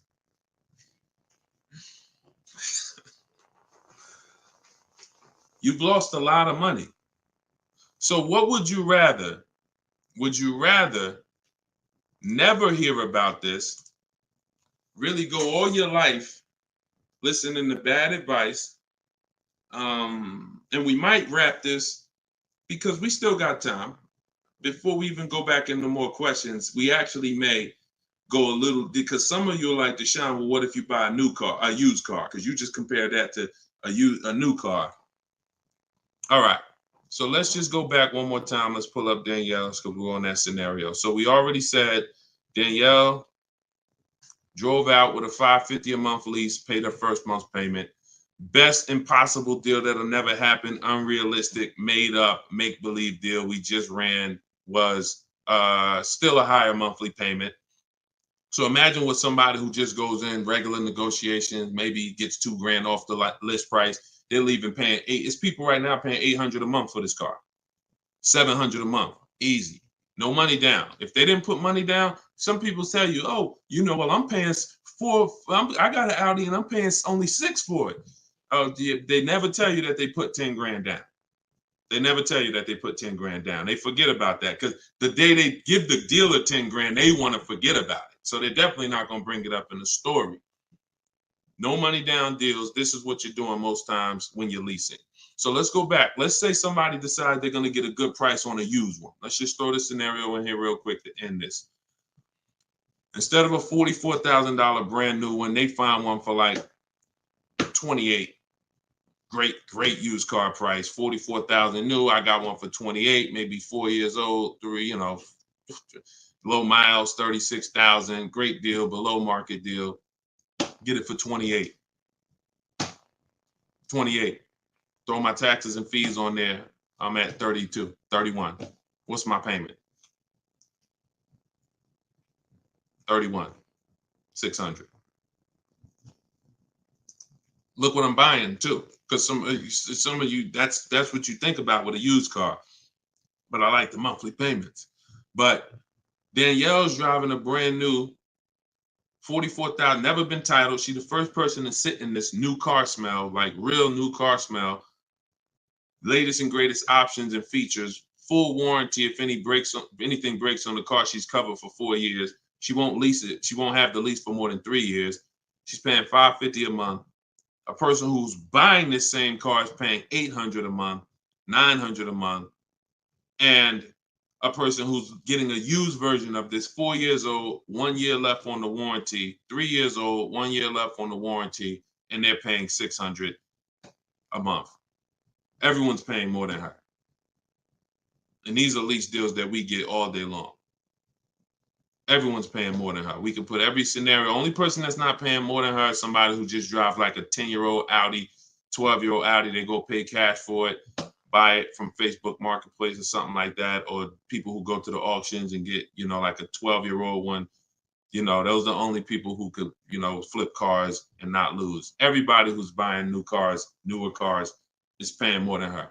It's people paying $500 a month because they bought their Toyota Camry. They're paying $600. So you're paying $600. She's driving an Audi, $44,000 vehicle, no money down. You're paying $600. You're driving a Toyota Camry that you're not going to keep for more than another 2 years. Any car, replace it. Chevrolet, you could be, Camry, Honda. You're not keeping these cars more than 8 years, and you're paying these ridiculous car payments, and you're the ones that, unfortunately, because you believe bad advice, you are not winning. You're losing. But would you rather me not tell you? God willing, you're like, man, I'm glad I'm young. I'm going to still buy more cars. Most of you are still going to buy more cars. It's good for you to find this out now rather than you never found out and you just passed it down to your family and your kids. And now They heard they don't lease. Now you got your 25-year-old. He never heard about leasing. He goes and he gets himself a $30,000 car because he got a good job. He said, all right, I could afford a $600 a month payment. He gets a $30,000 car. His payment is $600 if he put no money down, or maybe he put 10 grand down, whatever. Point is, he's paying between $400 and $600 a month for this car when he could be leasing a brand new version of that car for $350 a month. $350 a month, $600 a month. These payments are nowhere close. It's nowhere close. Depreciation is the unseen expense. So this is all step one. See what I'm saying? So when you're reading my book, you're going through leasing versions. I got a video on this, by the way. This is in my digital book. I'll link to certain videos to help you guys really understand certain concepts. But this is what we do. This is step one. Leasing versus buying is step one, because I know who was taught, be honest, never lease a car. Type me if you were taught never lease a car. You don't need a down payment, Lisa, and you don't need excellent credit. You need good credit. No down payments. I can show you right now, Lisa, on the screen. You can't see it because we rebroadcast these shows on TikTok, but you'll see it on Facebook, YouTube, or Instagram because they can see the slides that I'm sharing. Like every deal that I'm gonna show, like Kimberly. Look, she got a $91,000 Maserati. $944 a month, 39-month lease. $944 a month, $91,000 Maserati. She got bids. Use what I'm teaching you in my book. She got bids. 7 competitive quotes ranging from 1% to 1.8%. That's a crazy, but she saved 20 grand on a brand new Maserati. No money down lease. Bonita, this was in the middle of the pandemic. When people were, the Kia Telluride was one of, if not the most popular SUV all through the pandemic. People were paying $800 a month, $900 a month, $1,000 a month for these Kia Telluride. She leased one in December 2022, and she got it for $600 a month, and she gave them $600. That's all she gave them. So, ask questions. It's better to ask questions about things that you may not understand versus making statements. Because when you make statements, sometimes it can mean you're not in a full posture of learning. But I do get that you're dropping. Many of you are this is a game changer for you. This is a game changer. This is a money changer for you. I mean, my goodness, my brother who I met recently over the last year, he's a neighbor of mine, and he's become a close friend. And he had a Kia Telluride, black one, just like her. Totaled it. His wife was in an accident maybe about a month ago and totaled it. And he called me and he said he had saw the 8-year rule. And he said, I'm not keeping these cars 8 years. I'm going to lease this one. He leased a Kia Telluride, and his best offer on the same vehicle he owned was under $500 a month, no money down. It was like $479, $489. He was just paying, remember, this was a $45,000 Kia Telluride he had. His payment on that car was probably $800-900 a month. So that's his wife totaling that car ended up being a blessing. Got him out of that car. He got the lease. He got the same car, brand new one, and he's paying $300 a month less because he has correct deal structure now. This is so important. That's why I call this the most important question in my book. And this is step one in my process, is you ask yourself the most important question. So I'm gonna put the banner back up for you guys on Facebook and YouTube. You can actually go to deshonsbook.com. Dolan pinned a comment in the Instagram section, in the Instagram comments. Also in the Facebook and YouTube comments, we've pinned Deshon's book. You can get your copy for 75% off. It's a digital book, so it goes to your email. Make sure you check your spam and your junk folder, but it goes there. You can get it in 3-4 minutes, and you won't pay the normal $97 if you get there before the 30-minute timer goes down. Once the time expires, the price is $97, which is the normal price, and it's worth more than that. It's worth thousands. I wouldn't price it at $97 if it wasn't worth thousands and thousands of dollars. So, but you can get it for 75% off that. You can get it for $24 if you get to my TikTok bio, my Instagram bio before the timer expires. But that's leasing versus buying. That's a quick comparison of leasing versus buying and how there's no way to get a great deal if you buy when you should have leased. No way. So some of you are going to be like, oh, well, I want to transition because I want to get out of my car that I'm financing and move to a lease. You should do that as soon as it makes financial sense. And that means sometimes you have too much negative equity. You can't move right now. So you may have to wait a year or 2 years before you can actually move over. I like that question M asked on YouTube just now. Do you value owning cars without payments? Can you throw that one up, M? Can you throw that one up, Dolan? Who was taught always pay cash for cars? Who was taught, type a $sign if you've heard or you were taught that you should always pay cash for cars. Now, I'm going to tell you, in a market like now, it's great to, all right, I see RJ Velez. Now, there's value in paying cash, and I'm going to tell you where it is, and you got to just, there's no one size fits all. See, the problem, what's been hurting you guys is because you've listened to one size fits all car buying advice. So usually whoever is giving you the advice, they're telling you to buy cars the way they buy cars. Tap the screen on TikTok if this is making sense to y'all. If y'all are following this, keep tapping the screen, running the lights up. Let me know that you're following what we're talking about. So here's what's important. If you're listening to someone who tells you pay cash for cars, buy used cars, that's because they do that. Now, if it makes sense for them, then that's great. But we need to look at paying cash. When does it make financial sense? When does it not? It's based on a couple things. First of all, what are you doing with your money? Because some people say, I don't like car payments.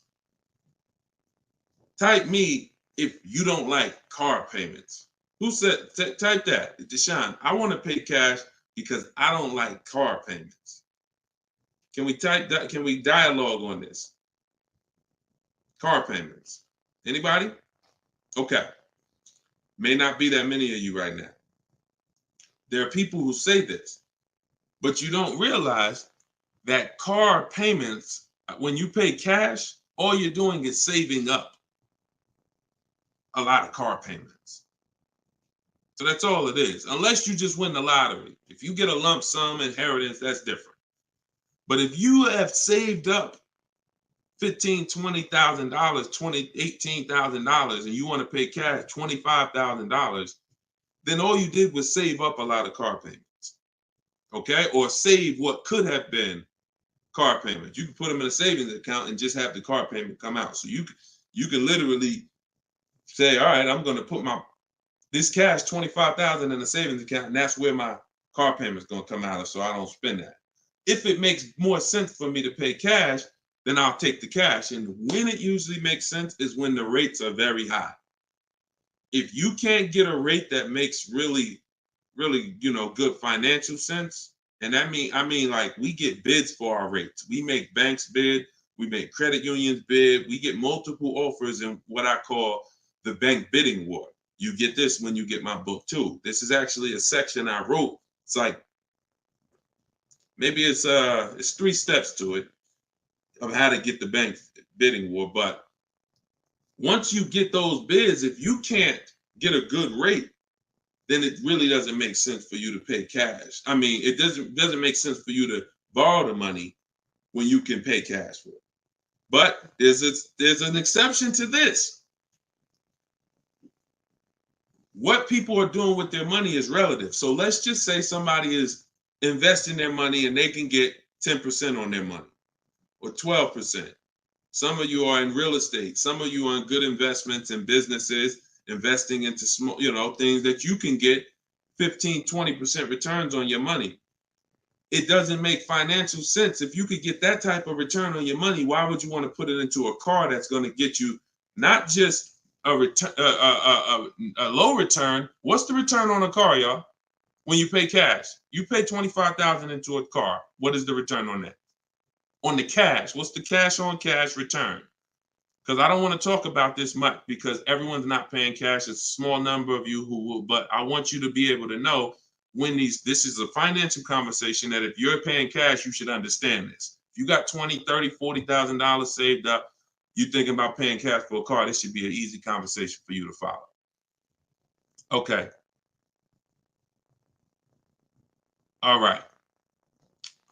Actually, everybody said the return is 0. I haven't seen anyone who's correct yet because it's not. The return would be 0 if you put the 25 in and then 5 years later you came back and got your 25 out. That's a 0 return.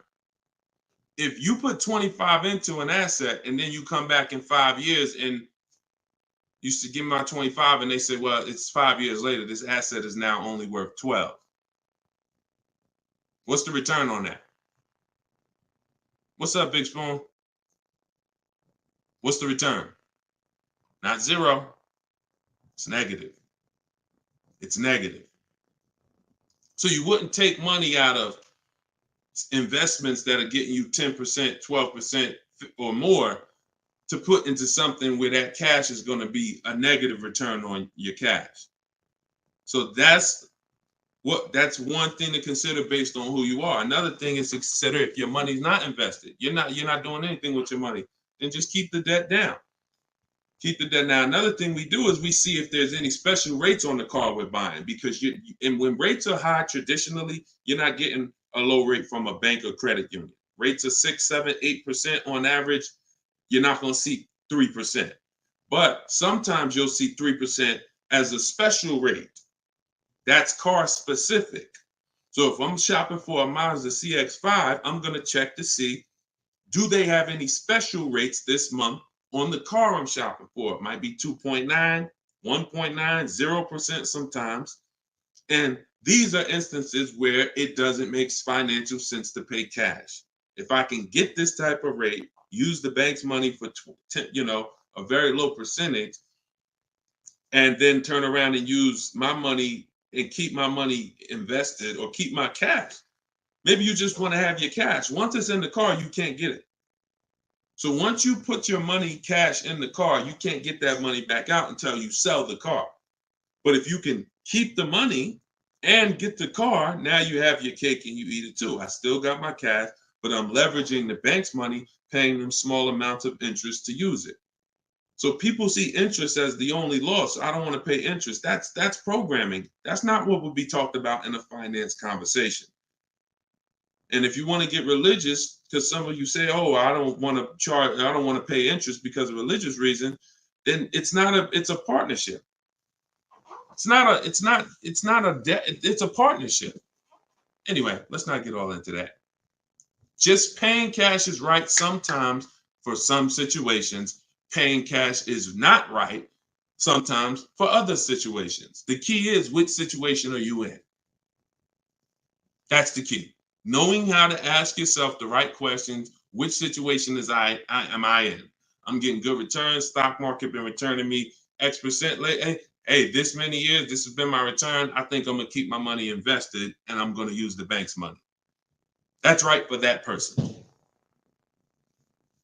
All right. So that's a great question. I don't know how we went deep on that, but we're going deep in this stream. I normally do rapid fire Q&A. We're going deep on some subjects. And again, this is all in my book. Everything that I'm teaching is in my book. Every part of my strategy, it's a 7-step process. First step is most important question. Second step is deal structure. The equity assessment for those of you who are replacing a car or a lease, assessing the equity in the asset to see how much money we can pull out, if any, to either put in our bank account or use in our next transaction. Third step is deal structure. Fourth step is shopping, not buying. It's actually called shopping, not buying, where we enjoy shopping, we enjoy test driving, we enjoy the process. We're about to spend $30,000, $40,000, $50,000, $100,000. We actually enjoy shopping for the item. There's no pressure because we're never talking numbers in the dealership, ever. That's our rule. Step 5 is multiple offers. So once we've selected what we're going to be getting, it's time to get multiple offers on it. If we're getting a used version, it's time to see multiple options of it. And if in step 5 in my process, used car shopping is online marketplaces. You're using online marketplaces, cars.com, carfax.com, autotrader.com, cargurus.com, Carfax, CarMax, Driveway, and Carvana. 8 marketplaces, eBay Motors. See, some of you are missing great deals because you're only looking at 2 of the marketplaces. That's like you're not going to see below market deals until you can see the whole market. So when we're shopping for used cars, that's what we do. When we're shopping for new cars, we use my 25 to 5, where your goal is to get 5 offers. If you are shopping for a new car or a lease, your goal must be to get 5 offers, because until you get at least 5, you are not going to get a below market deal. Because we have thousands of people who have come before you who have used this, and they report to me, they report their deals to me. So when I can tell you the deals we see, we have to get at least 5 offers, because 4 are overpriced. Some people get 6, 7 offers. You saw Charles earlier on his Palisade. I think he said he got 10 offers. But once you learn how to get them from home, either you could do it your way, you want to call and get them, you want to ask for managers to get them. I don't care what you do. If you're using my process, we don't do any talking. So when you're using my book, we're not talking. Because when you talk, who knows, when you talk, you can say the wrong thing. When you type, and then you're typing what I wrote for you. Because in my book, you're using what I wrote for you to talk to the dealers by email. So I can't even say talk to the dealers, to communicate by email, because we know everything they're going to say. So then the step 6 is paperwork and protection. Once you get your lowest offer, you find the best option. It's time for the paperwork. And then step 7 is delivery. That's it. So everything that I teach is out of one of those 7 steps. And, part of why you have not gotten the deals that you see me sharing is because you don't have any process. You're just winging it. You're just hoping things go well for you. And that's just not a place of empowerment. That's just not a place of empowerment. Strategy is here. So, so we went deep on some of what's in that book and what you'll learn if you get it in the comment section, or you can get it in my TikTok or Instagram bio. If you're watching us on TV, you can also scan that QR code with your phone. And as long as you get there before, but now you're seeing why the book's worth $97. I see why you priced it at $97, Deshone. You know what I'm saying? That makes sense. You breaking this down and telling us what's in the book, and it's a digital book with links to videos and scripts and things you copy and paste. Oh, I see why this is a $97 book that you can get for 75% off. $24 before the timer runs out. Go ahead, Dolan. Yeah, this has been good so far, though. I do like this. Are you enjoying this dynamic? If you are, type something. The word something. Let me know you're enjoying this. All right, this is from TikTok. I'm told lease deals are new each month. Yep, they usually are. Why shop if brand has same financing deal? There's no same financing deal. So lease deals change every month. I'm going to make sure I'm trying to understand your question right. I'm told lease deals are new each month. Lease deals usually change every month. Sometimes they'll run the same one for 2 months, but usually something changes about the lease deal either every month or every 2 months. Why shop if the brand has the same financing deal? Well, we're shopping for offers. So shopping is to get offers. The financing versus leasing is the first question you should be asking yourself, though, because as we spent a long period of time talking about earlier in the stream, one offer is not. You can't get a great deal if you buy when you should have leased. So if you didn't see that, definitely watch the replay on YouTube or Facebook. But the financing and lease deals are extremely different, and they're going to be entirely different prices. And we can't even depend. We don't even. Another thing you're doing, if you're buying a car, looking at the special finance deals is important, because that's how we see if they have 0% or 2% or 3%. But looking at the lease deals is absolutely pointless. Looking at the lease offer I don't even call it a deal. It shouldn't be called a deal. Anything that 100 people can come in and get is not a deal. You're not going to offer a deal to 100 people and say, hey, come on in and we make almost no money. See, what Charles paid, look, on his Palisade, $48,000 Palisade, he's paying $597 a month. Sean getting he got his F-150 Lightning XLT, $73,000 truck. His lowest bid, he saved, he got it for $4,999, what's this? $21,000 off is what he got. We're showing it on the screen right now in case you think we're capping. We don't need to. This is, look, Frina, y'all saw Frina, 579. This is Tiffany, who wrote us in when she got her deal using my book. She said, I believe we got a good deal from what we learned from the book. Look, it was a $44,000 MSRP that she got $6,530 off the price. That was her lowest bid. So you're nowhere close to what normal people are paying and what is advertised on these vehicles. What's advertised on these vehicles is not a deal. A below market deal is something where the managers don't really want to make it. But you know what? It could happen for a number of reasons. Somebody wants to beat their competition. Sean said he had to go 100. We shop out of state. You'll get very used when I walk you through shopping from home, and you'll see. I mean, if you're gonna do it your way and you get used to it, you'll see you're in more control. You're in control. So, but a lot of times your best offer is going to come from a dealer that's not close to you, because the dealers that are close to you feel like, why do we need to give them a deal? They're going to come in anyway. Because that's what most people do. You're going to walk in the dealer anyway, and you're going to talk numbers and try to negotiate. That's what most people are going to do. Why do we need to give these people deals? But this person who is now talking to multiple dealers from home, they hold the cards. We hold the cards. And then one person wants to beat everybody, and they do that. But you gotta, I'm going to say this, and then Dolan, throw the next question up. If everyone could get below market deals, then they wouldn't be below market deals. They would be normal deals. It would be the average price. Y'all, is that clear? Is that clear? If everyone could get below market deals, if it didn't take strategy to get below market deals, then they would just be regular deals. All right, this is Rhino from YouTube. What is a good range of credit score to go for a lease? Great question. Anytime you guys hear a question you like, just start tapping the screen, please. Appreciate y'all continuing to run the likes up on TikTok.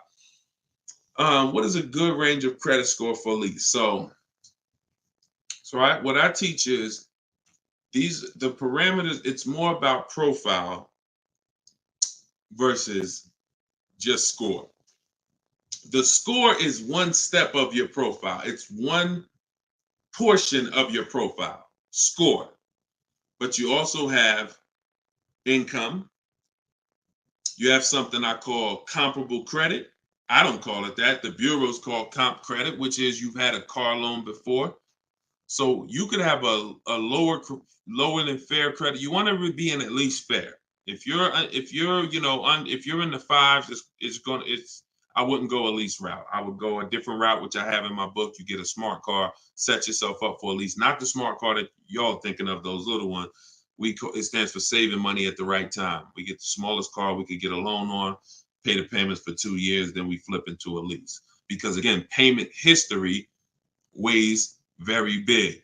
So, but if you're in the 620, 630, but you got on-time car payments for the last 3 years, 2 years, 5 years, you might have, high balances with your credit cards, but your car payment has been paid on time, but your credit score is low because you're using a lot of your available credit.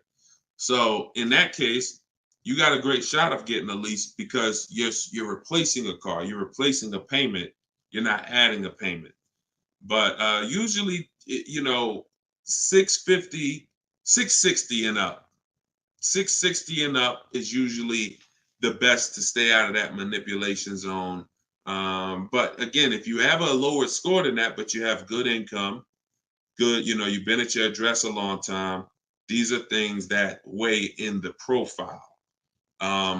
You've been on your job a long time, versus, hey, you might have a 700 score, but you only been on your job for 6 months.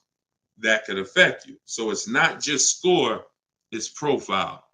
But most leases are easier to qualify for than you guys would believe.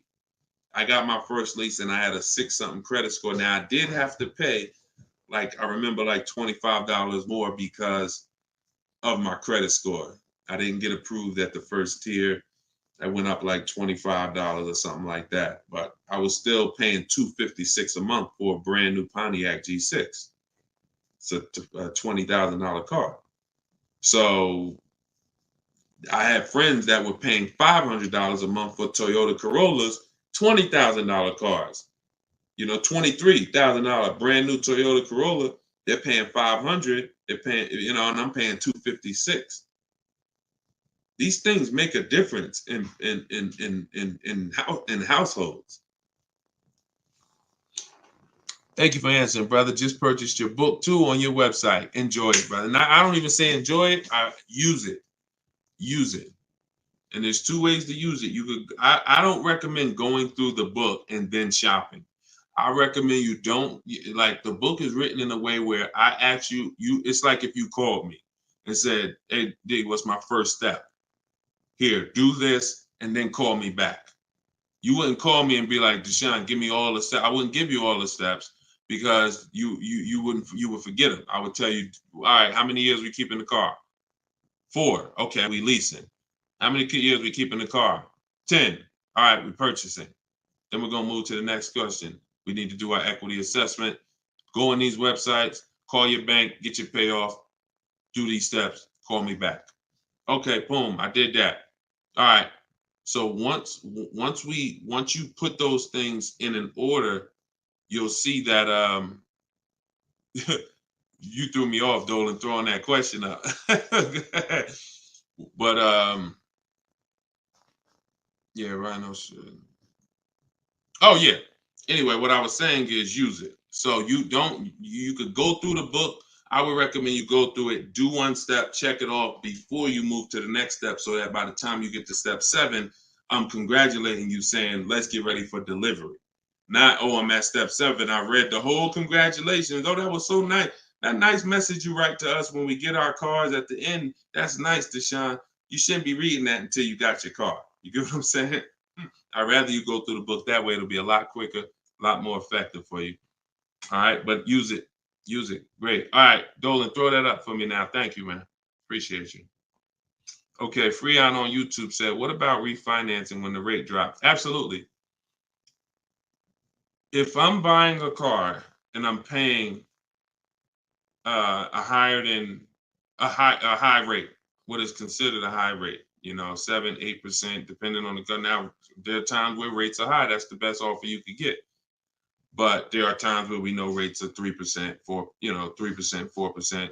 There's time when the rates was 2 and change from the credit unions and things of that nature. So, relative to what they've been, these rates are high. So, yes, as long as you have a great car, the goal is always to get a great car. You could change the loan, like Freon said, by refinancing.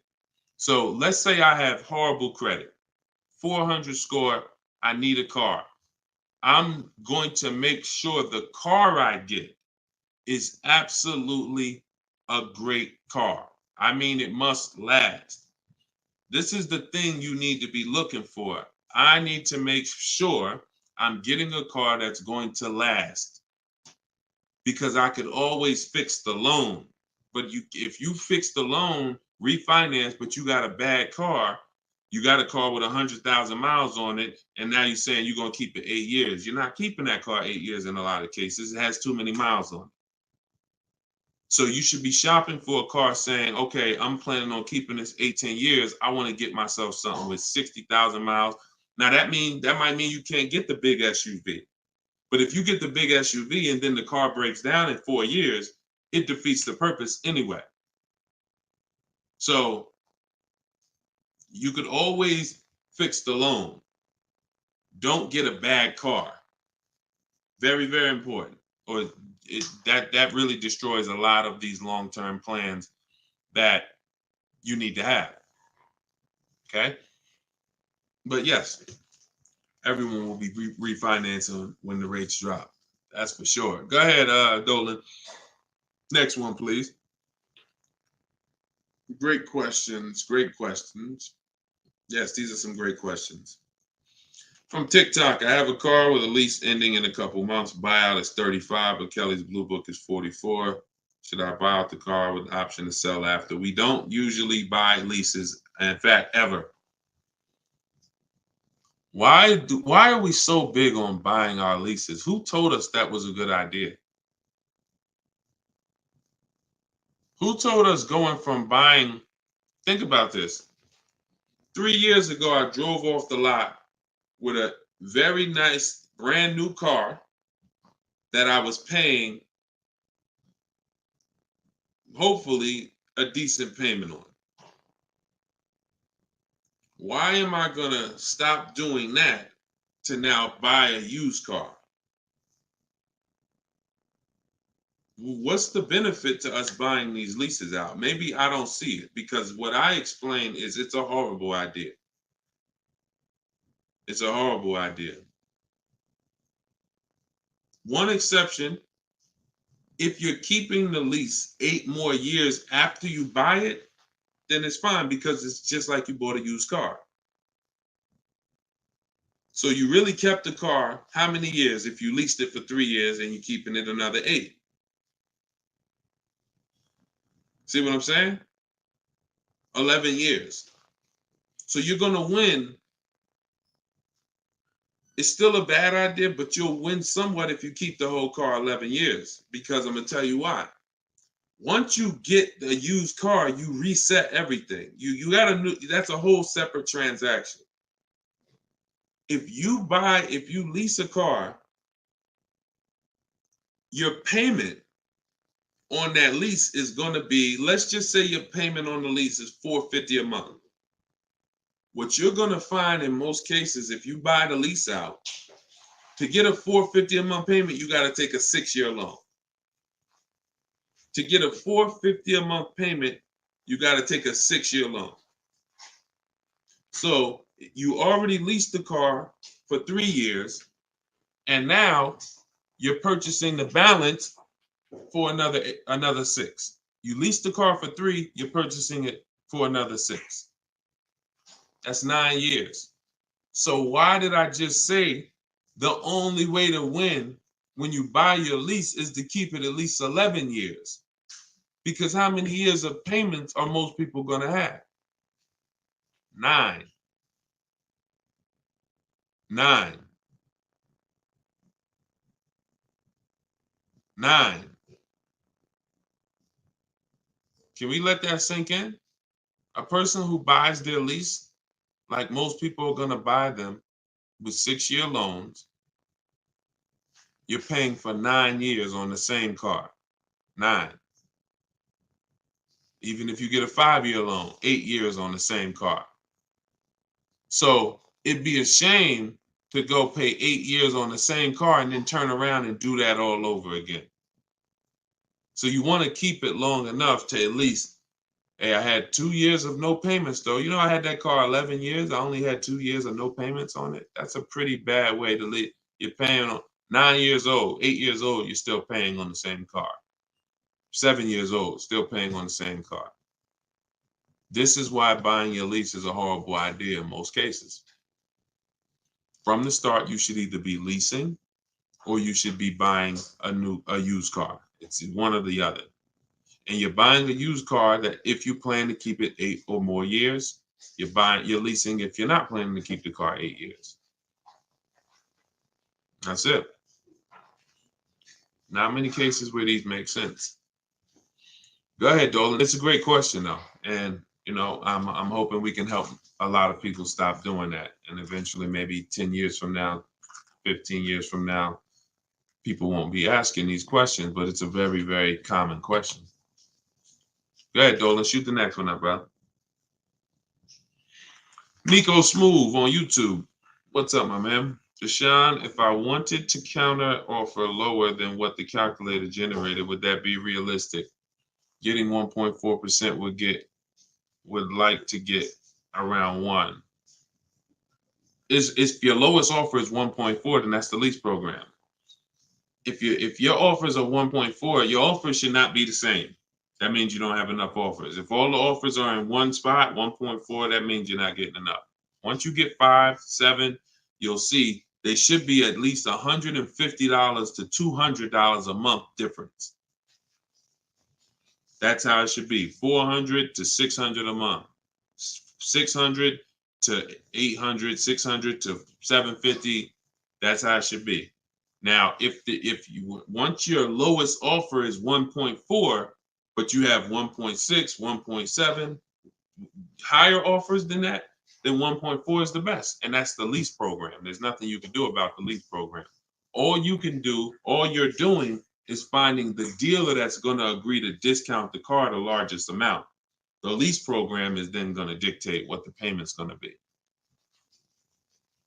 But yeah, you're on the right track. Go to a Plan B vehicle. It's surprising how different every single vehicle has a different lease program. In regards to what and just to really hammer this home, Zafrina, who we showed first at the beginning of the stream, she had a $579 a month lease on a $65,000 truck. She was shopping for a Jeep Grand Cherokee Limited because that's what they had and they were replacing the lease. So she gets a 1.2, 1.1 and change. It was like under 1.2, like 1.19 or something like that. That was her best offer on a Jeep Grand Cherokee Limited. That's a great lease. That's a great deal.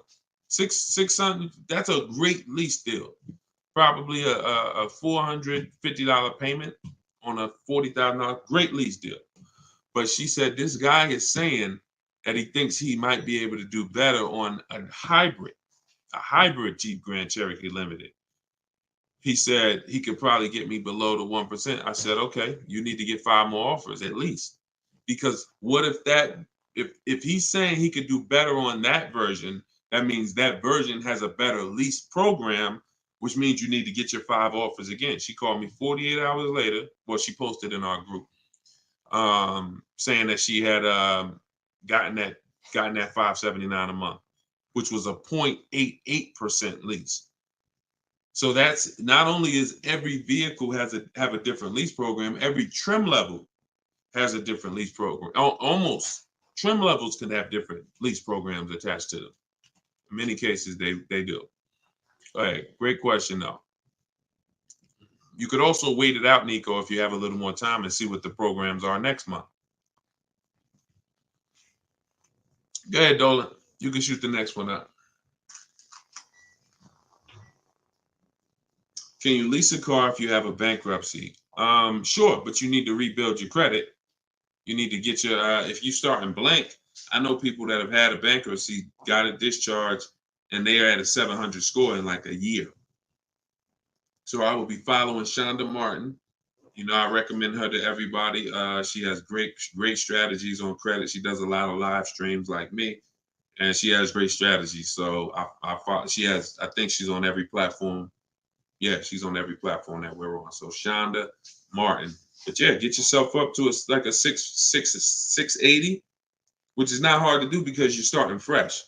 Many times a Chevy or Ford, a Honda, Hyundai, Mazda, Subaru, these leases don't need you to be incredible. If you have a good job, long history on your job, and a 680 score, you're going to get most of these leases.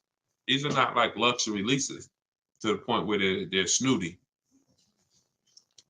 All right, go ahead, Dolan. Genesis on YouTube. So how can you lease out of state with the current lease looking to trade in? But I heard Deshone say out of state lease deals are good. Well, if it's the best offer, you go as far as you need to go to get 5 offers. In my book, we use my 25 to 5 strategy, where you're connecting with 25 dealers online in 20 minutes. We go to their websites using the contact tab, and then you have a template of mine that you copy and paste. If you're going to do it your way, you're just writing in, all the details of what you want, when your deadline is, what options you're looking for, what you're over. This is all stuff I walk you through in the book. What you're looking for. Really, it's about the car. You're not saying, hey, I'm looking for a lease quote, I'm looking for a purchase quote.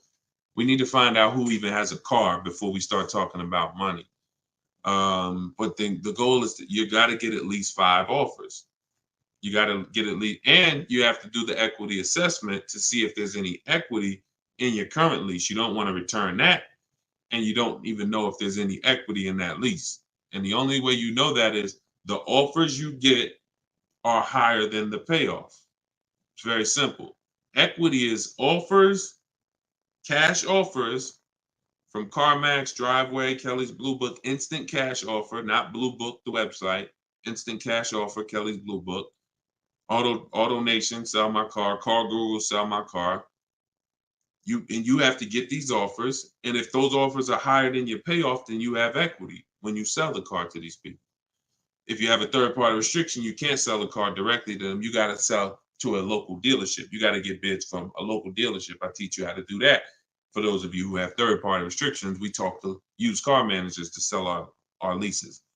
So I've been doing this since 2006. Like, if I wasn't called to build these companies, then I would be. If I wasn't called to build these companies, there's no doubt I would be selling cars, making $200,000, $300,000, $400,000 a year. There's no doubt about it. But that's not the path God had for me.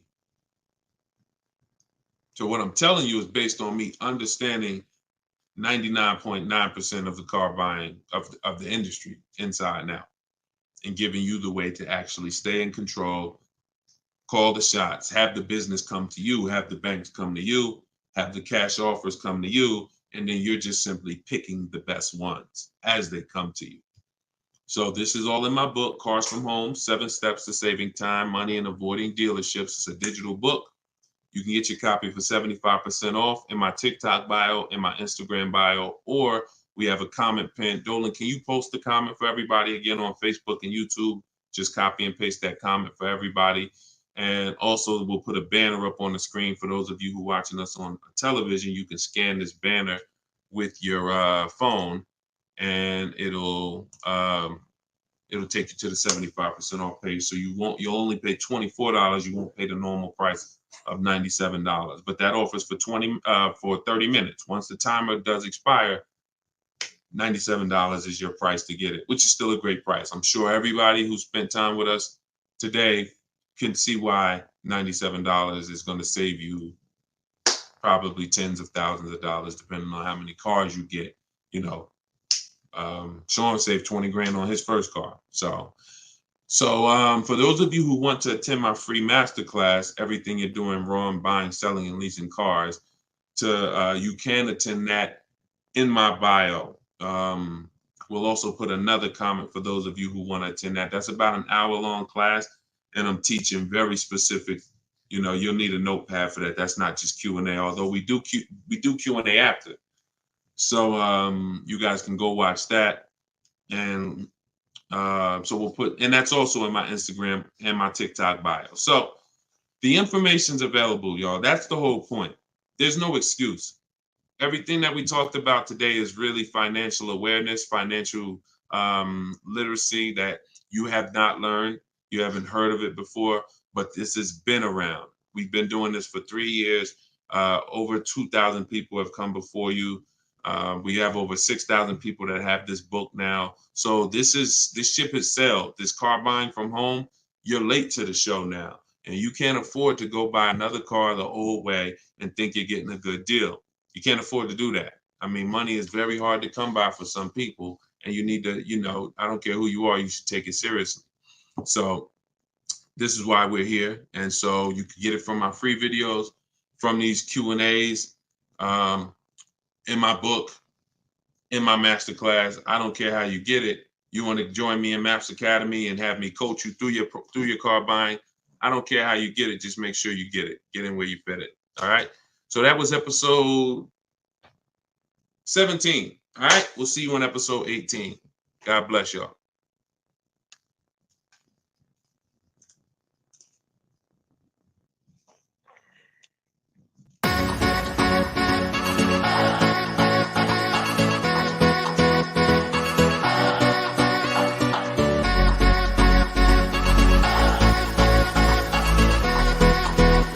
The worst possible thing you could say when you walk into a car dealership. I spent 5 years with Mercedes-Benz, 5 with General Motors, and the worst thing a person could say when they walk in is, if you could just get me to this payment, we got a deal. So your loan's probably still like 19, which means you got to pay to get out. You're upside down. It's called negative equity.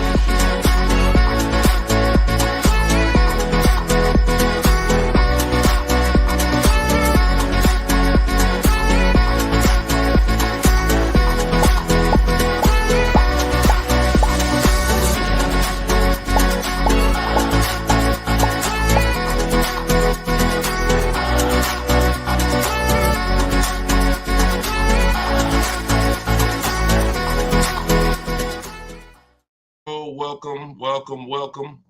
This is episode 17 of Car Shopping Questions and Answers. I am your host, Deshone the Auto Advisor, and we do these live shows throughout the day, throughout the week, to make sure that you have access to cutting edge car shopping strategy, which is the science of making dealers and banks bid for your business instead of negotiating the old-fashioned way. So that is what we do here. Frankie boy, good to see you, Frankie boy, on TikTok. Kev, I see you on TikTok. We are live on all 4 platforms: TikTok, Instagram, YouTube, and Facebook. We have Dolan in the background. He's going to be pulling in your questions for the show. So as you're here, you can start typing your questions. Let's get the housekeeping out of the way as well. Could everybody who shares great information hit the share button? Also, I'm the author of the new digital book, Cars from Home. It's called Car Shop. It's a 7-step system that we use to car shop, and we get bids from home. Everybody that you're going to hear me talking about today, I'll be sharing a lot of different people throughout the broadcast that use this system, so that you can see the different results that you will get when you start learning to make dealers bid for your business instead of negotiating the old-fashioned way. So thank you to everyone who has reviewed the book. Again, this is our Thursday, 12 p.m. live. It's May 9th, so you guys can start typing your questions if you are here with us live. And for all of you who do want your copy of my new book, Cars from Home, 7 Steps to Saving Time, Money, and Avoiding Dealers. We have a link in the comment section on Facebook for you guys. We also have a link inside my TikTok bio, inside my Instagram bio, that you guys can use to get your 75% off your copy. So you won't pay the $97 price.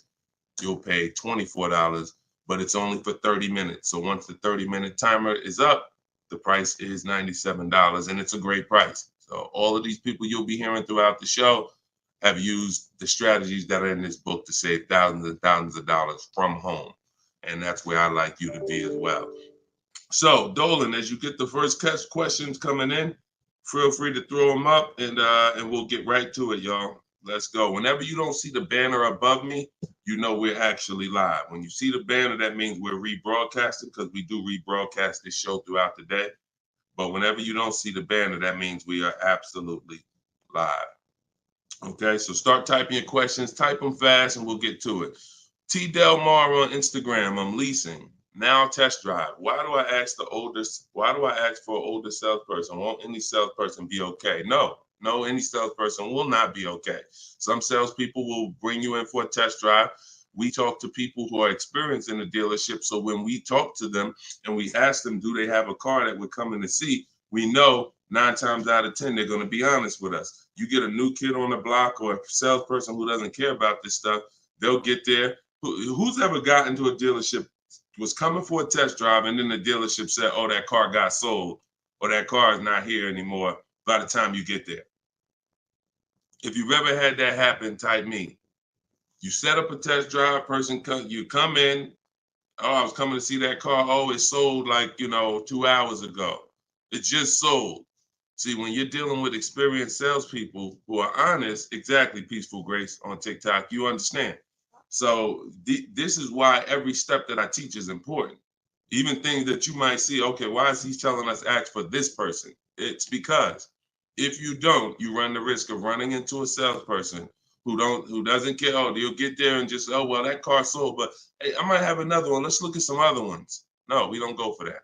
We don't go for that. Our test drive is strategically set up to try to guarantee a successful test drive where we can be in and out that dealership in 20, no more than 30 minutes and coming home. Okay, let's go. Nothing is left to chance. All right, go ahead, Dover. Shoot the next one and keep your questions coming, everybody. We'll try to get through as many as we can.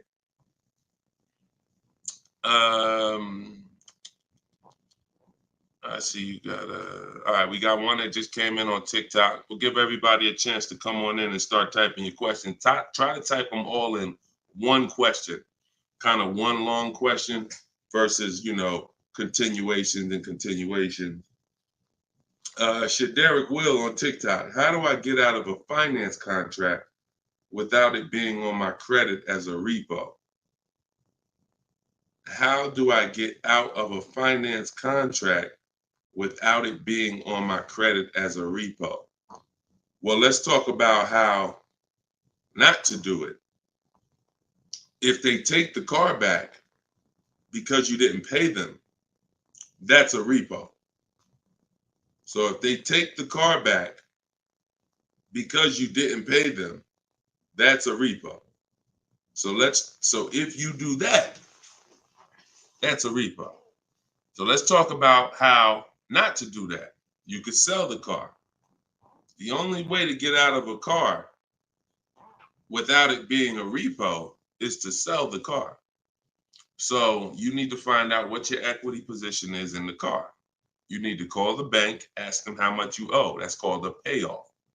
Get your payoff amount, how much you owe, and then you're going to get offers. You're going to do what we call an equity assessment, where you go into the 6 online car buyers and you get you get these bids: CarMax, Driveway, Carvana, Kelly's Blue Book Instant Cash Offer, AutoNation Cash Offer, and Car Guru's Sell My Car Cash Offer. Those are 6 different cash offers that you're going to get, and whichever one's the highest, that's the one you would take.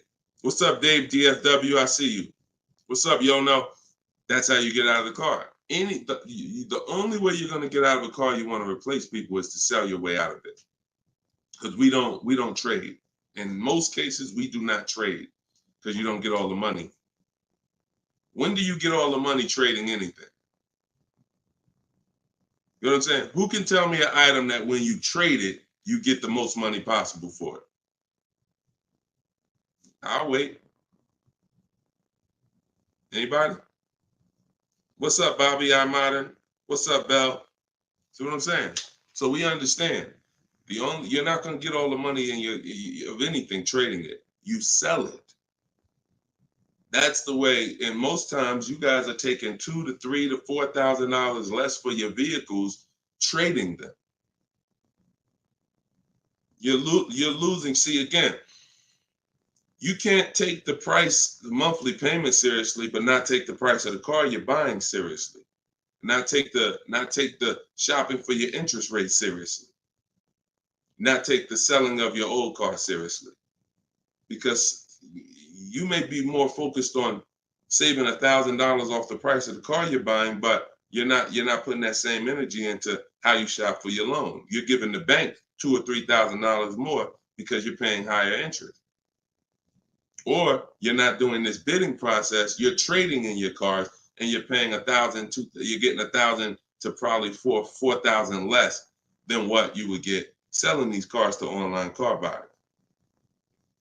So that's how you get out of a car. Only way you can do it is to sell your way out of it. And if you have negative equity, to pay the difference so that you can get out of the car. But if you just let them come take the car, you can finagle anything you want to try to not have it be a repo. It's a repo. It's a repo. And so the time 3 years ago, everyone could have sold their car and really got out of them because the prices of cars were so high. What's up, Alan Denson? Thank you so much. Appreciate you. Yeah, so that's it. Go ahead, Dolan. Shoot the next one in. This is our Thursday live show. My man, Alan Dawson. Appreciate you. Oh, Alan Denson. Yep, appreciate you, man. Thanks for supporting the broadcast. This one's Optimal Living from TikTok. This is our Thursday, May 9th live show at noon. So whenever you guys don't see the banner above me, that means we're live. You can send your questions in, and we'll try to get them into the show. Grand Rising, I want to buy a used approximately $10,000 or less, approximately $10,000, less than 100,000 miles, 1 or 2 owners, like a Honda, Hyundai, Volkswagen, good gas mileage, easy to repair. Any suggestions? Well, you have a lot of filters there. If you were buying under 10 grand, I would be looking at Facebook Marketplace. I would be looking at Facebook Marketplace because our used car strategy is to look at all the marketplaces where cars are. These are, you know, Auto Trader, Cars.com, Car Gurus, Carfax.com, CarMax, Carvana, Driveway, and eBay Motors. But if we're looking at a car that's under 10 grand, I would certainly be looking at Facebook Marketplace. Facebook Marketplace is where you're going to try to find a private party owner, not a dealer. Not a dealer. You're trying to find a private party owner that's going to sell you the vehicle, private party, not a retail purchase. A retail purchase is at a dealership that has done reconditioning on the vehicle to prepare it for the market. And so you're paying for that. You're paying probably 10% more for a retail purchase because it goes through the retail process. But if I'm spending under 10 grand, I'm looking at Facebook Marketplace to look at to get a private party sale where I could save probably another 10%, maybe a little more below the retail price. But that's really depends, price specific. Same thing with selling cars. When we get our bids, if our car is worth less than 10 grand, we usually I always tell people, it's in my book, if the car is less than 10 grand, when you get your offers, you could get probably 1,500 to 2,000 more listing it on Facebook Marketplace. So if my highest offer might be for 8 grand from CarMax, everyone else is offering me 7 and 65, and I'm gonna throw it on Facebook Marketplace if I have the time, and I'll sell that car and usually get a $1,500, $2,000 above.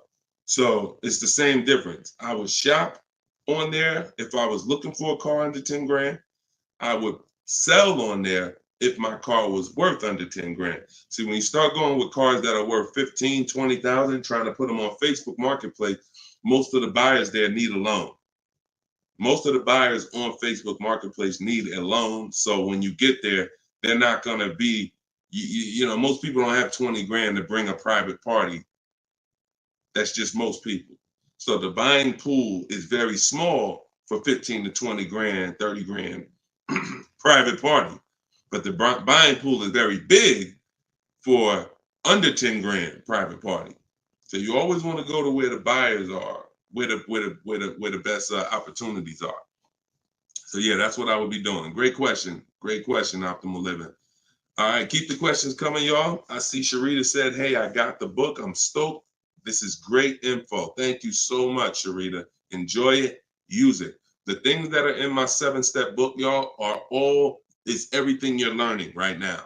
So everything that I'm teaching you is out of one of my 7 steps in my car shopping process. My book is called Cars from Home.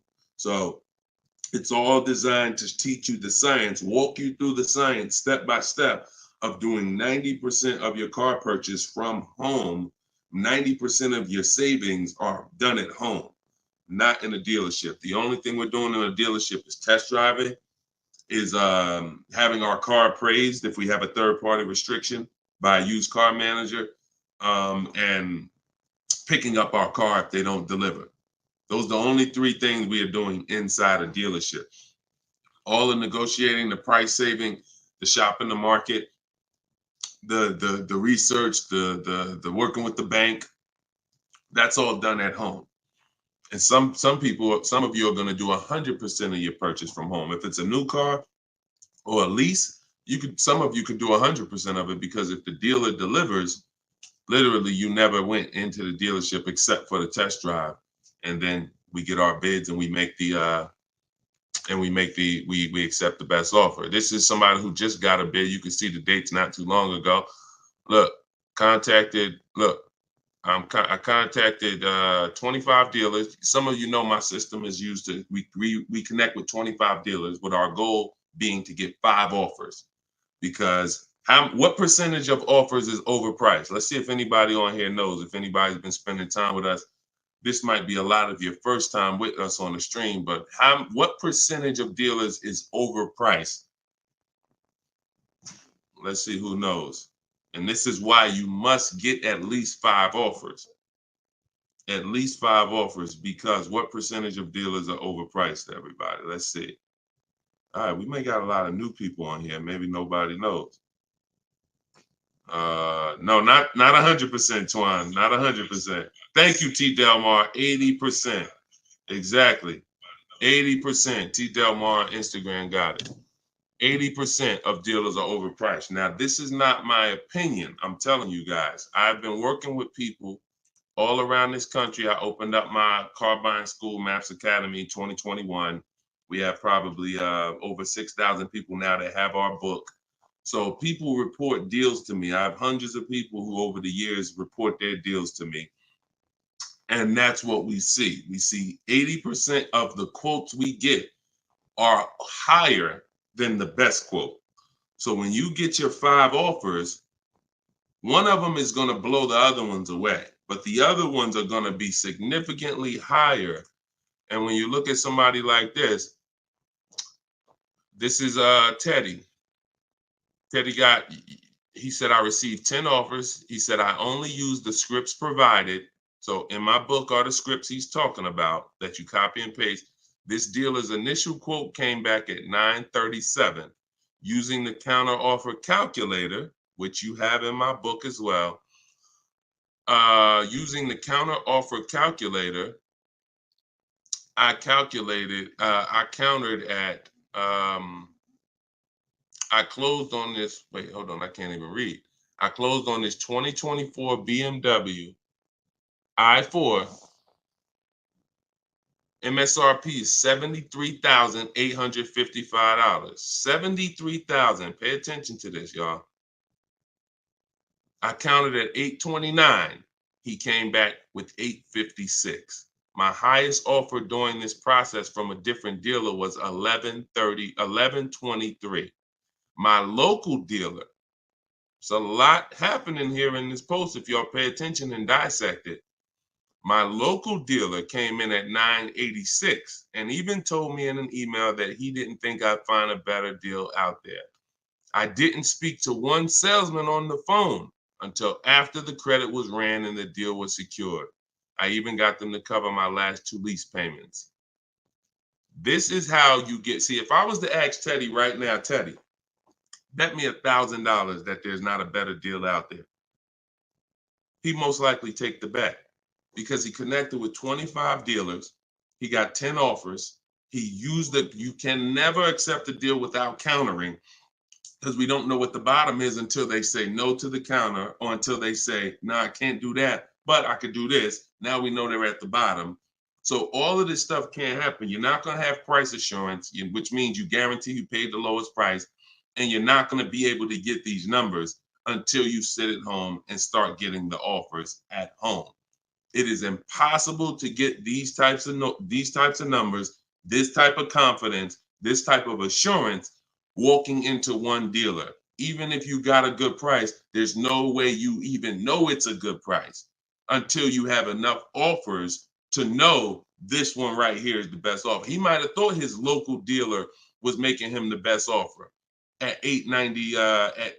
What did he say? His local dealer came back 986, because remember, he has other offers that are 1100. But if he accepts that offer, he's never pulling away in this BMW for $856 a month, a $73,000 vehicle. Now, again, I'm gonna ask y'all before we pull up the next question, and we are live right now. It's Thursday, it's May 9th, and this is our 12 p.m. show. Once again, I'm gonna ask y'all a question.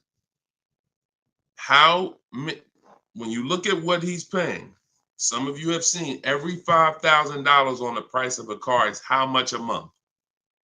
Every $5,000, because this is a $73,000 car. Now I'm going to talk to some of you who don't understand leasing, some of you who are taught you always buy your cars no matter what, and I'm going to show you what this car would have cost him monthly, if he didn't know that leasing was better for him because he doesn't keep his car 8 years. Thank you, Gerard Young. Every $5,000, Gerard just answered. Emo also answered it on YouTube. The question was, every $5,000 on the price of a car is how much per month? Approximately $100 a month. So when you look at a $20,000 car, automatically you should think $400 a month. You're looking at a $40,000 car, that's $800 a month. You're looking at a $50,000 car, that's $1,000 a month. 5 years on a 5-year loan. You're looking at a $70,000 car, y'all. That's $1,400 a month. $1,400 a month. His car is $73,000. Not to mention, there's people right now that are driving this same exact car Teddy got, same exact BMW, $73,000. They're paying $1,400 a month. He's paying $856. Are y'all getting this? Are y'all getting this? So my book is in my TikTok bio. Click the link there. You can get it for 75% off. You won't pay the normal $97. Go ahead, Dolan, shoot the next question up. Instagram, you guys can go to my Instagram bio and get your copy for 75% off. And it is a step-by-step formula for how to get these deals. That's everything I talk about on these shows. Go ahead, Dolan. Shoot the next one up. Leo, I've been selling cars for 20 years. This young man is speaking the truth. Man, I appreciate it. See, and this is what the 20% of dealers do. The 20% of dealers have no problem, admitting the systems that we teach are better. Because we're not trained as car salespeople. Sometimes you think car salespeople are really trained. The only thing we're really trained on is negotiating and how to get you to say yes. We're not trained in finance, not trained to teach you about leasing. We're not trained to teach you about negative equity, depreciation, all this stuff that we should be trained on because you're buying a depreciating asset. We should be telling you, listen, based on our financial training, if you're not keeping your car 8 years, your best option is going to be to lease. Because when you buy your car is going to go down in value so much over the 5 to 8 years you have it. If you turn around and replace it, you're going to lose all that money. Your car is going down in value way too much over 5 to 8 years for you to turn around and replace the car right after that. You need to keep it after that. That's when you keep it. 8 years of that's when you keep it, because now you're like, man, I put all this money in this car. Yes, it may not be worth what I bought it for, which was $40,000 8 years ago. It might only be worth $10,000 today, but I'm gonna keep it now because 3 years from now, it's gonna still be worth probably $8,000. It might be worth 10 today, but because it's 8 years old, in 2 more years, it'll be worth $8,000. I'm not losing that much money anymore. You are not winning with buying cars until the car is not depreciating that much anymore and you still own it. Okay? If y'all clear with me on that, just tap the screen. Run the lights up on TikTok if y'all are getting what I'm telling you. If you're getting what I'm telling you, hit the like button. If you're on Instagram, if you're on YouTube, if you're on Facebook, hit the like button if you're clear on what I'm telling y'all. All right, let's move on to the next question, Dolan. Okay, I like to make sure you guys are actually following the conversation. So you have to actually respond and let me know you're following it when I ask you a question. All right, this one's Glenn over on YouTube. If your car lease is up in 6 months, how do you go about trying to sell your lease? Well, the first thing you're going to do, first of all, this is a great question. Glenn said, how do you sell your lease? Now, step 2 in my process is called the equity assessment. My book is called Cars from Home, 7 Steps to Saving Time, Money, and Avoiding Dealerships. Step 1 is the leasing versus buying question. Step 2 is the equity assessment, which means if you have a car you're replacing, we got to get the most money for it. And that's never going to be with a trade. So we have to see, is there any equity in our lease? Now, we are not assuming this. We are going to do this process and see, because some leases have no equity. Some leases have a good amount of equity. Like, hold on, I just had somebody write me talking about equity they got in their lease. Hold on. Didn't talk to, I think it was this person. Oh, but I cut off their post. Somebody said they just got $4,000 here, and I always like to say this. I always like to show this stuff so people understand. You know, we operate with documentation. So when you are getting how you determine if you have equity is with cash offers, not with algorithms. KellysBlueBook.com. Blue Book says my car is worth this. That means I have equity. No, Blue Book doesn't buy cars. So what you want to do is you want to determine if you have equity by calling your bank. You're going to get your payoff, which is how much you owe. And then you are going to go on the websites that I'm laying out for you. It takes you 20 minutes. If you can't take 20 minutes to go on a website to fight for your money, you don't deserve it. You're going to CarMax, you're going to Driveway, you're going to Carvana, you're going to Kelly's Blue Book Instant Cash Offer, where they connect you with a local dealer to get a cash offer. You're going to Car Gurus, Sell My Car, and you're going to Auto Nation, Sell My Car. And that's going to give you up to 6 offers. And if you have a lease, you need to ask your bank, do you have a third-party restriction? And if they say you have a third-party restriction, then if you have equity, you're going to be selling to a local dealer, not to one of the local online buyers. If you don't have a third-party restriction, we sell to the highest online buyer. If you do, we sell to the highest bidder among used car dealers. So it's just simple. There's different processes. I don't teach one size fits all car buying. So some of you who have a lease with a third-party restriction, you're going to use one strategy. Those of you who don't have a third-party restriction, you're going to use a different strategy. Those of you who don't have any money you owe on your car is paid off. You don't need to call your bank. You just need to go on those websites and get the offers. So, and when you're on there, if you have a lease, there's going to be a part where it says, is your car owned, financed, or leased? You want to put owned. It's very important. Don't put lease, because it triggers something in their websites. So that's step 2. I go over this thoroughly in my book. This is called the equity assessment. You can't, listen, you need to get bids. Bids. That is my favorite word, that multiple offers. The reason why you are not saving the money that you could be saving is because you're not getting bids. The reason why you don't have the confidence when you leave a dealership that you got the best price is because you're not getting bids. It's very simple. Start getting bids and you're going to save more money and make more money selling your cars, and you'll see why we don't trade in cars. That's the equity assessment. Okay? Step 2 in my book. Go ahead, Dolan. Shoot the next one up. All right. Yep. Wanda said my last lease had 5,000 in equity on TikTok. Amen. I sold the lease a couple years ago when prices were super high. I made $10,200. My mother did. I made $9,000 on my Jeep Grand Cherokee. That was in 2021, I believe. 2021. Yep.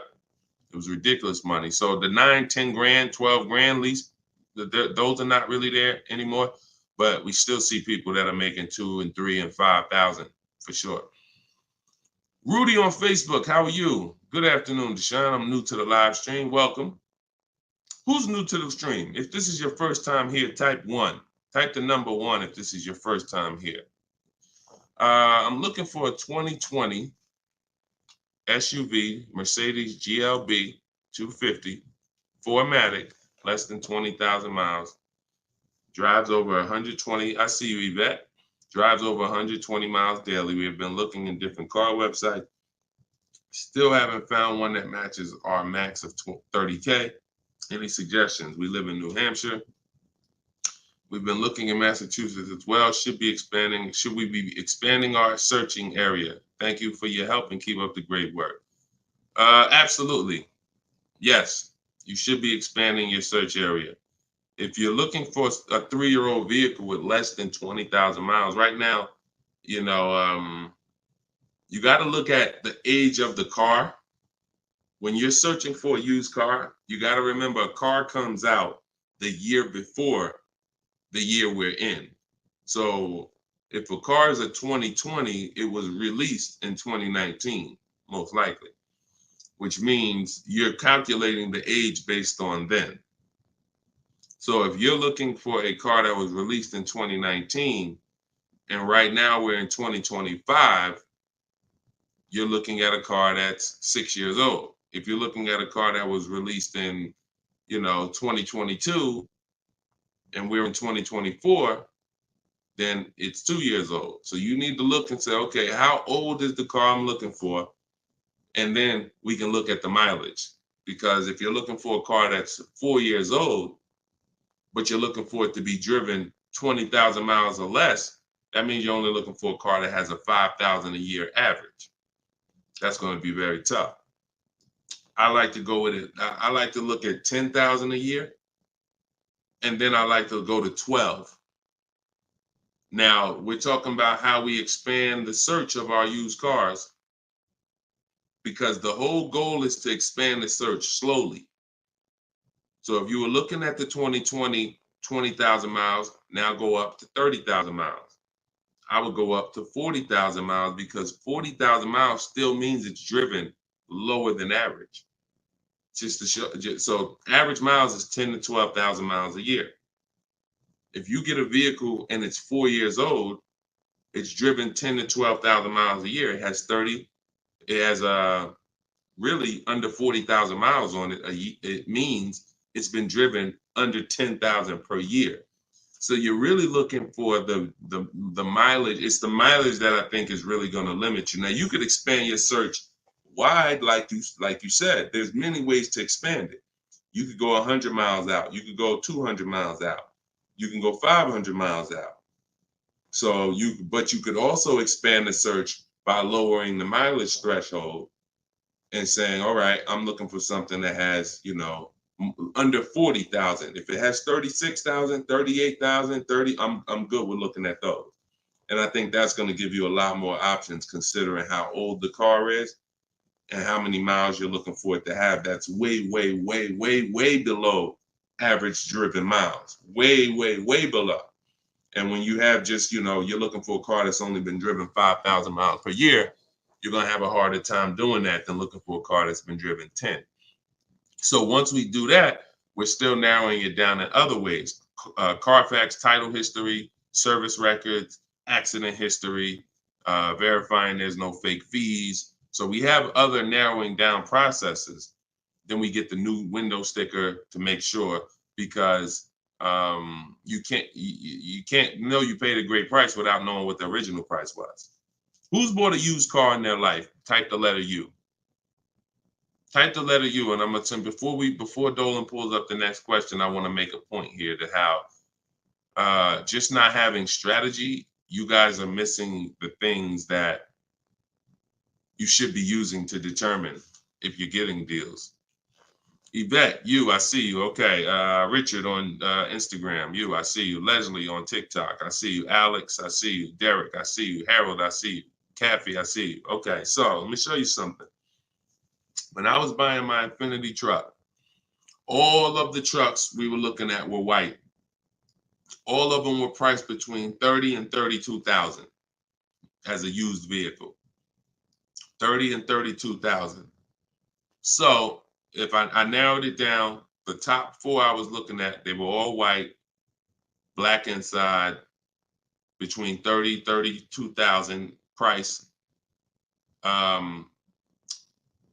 Similar miles, you know, one may have 26,000 miles, but the highest one has like, 36 similar miles. So I'm narrowed this down.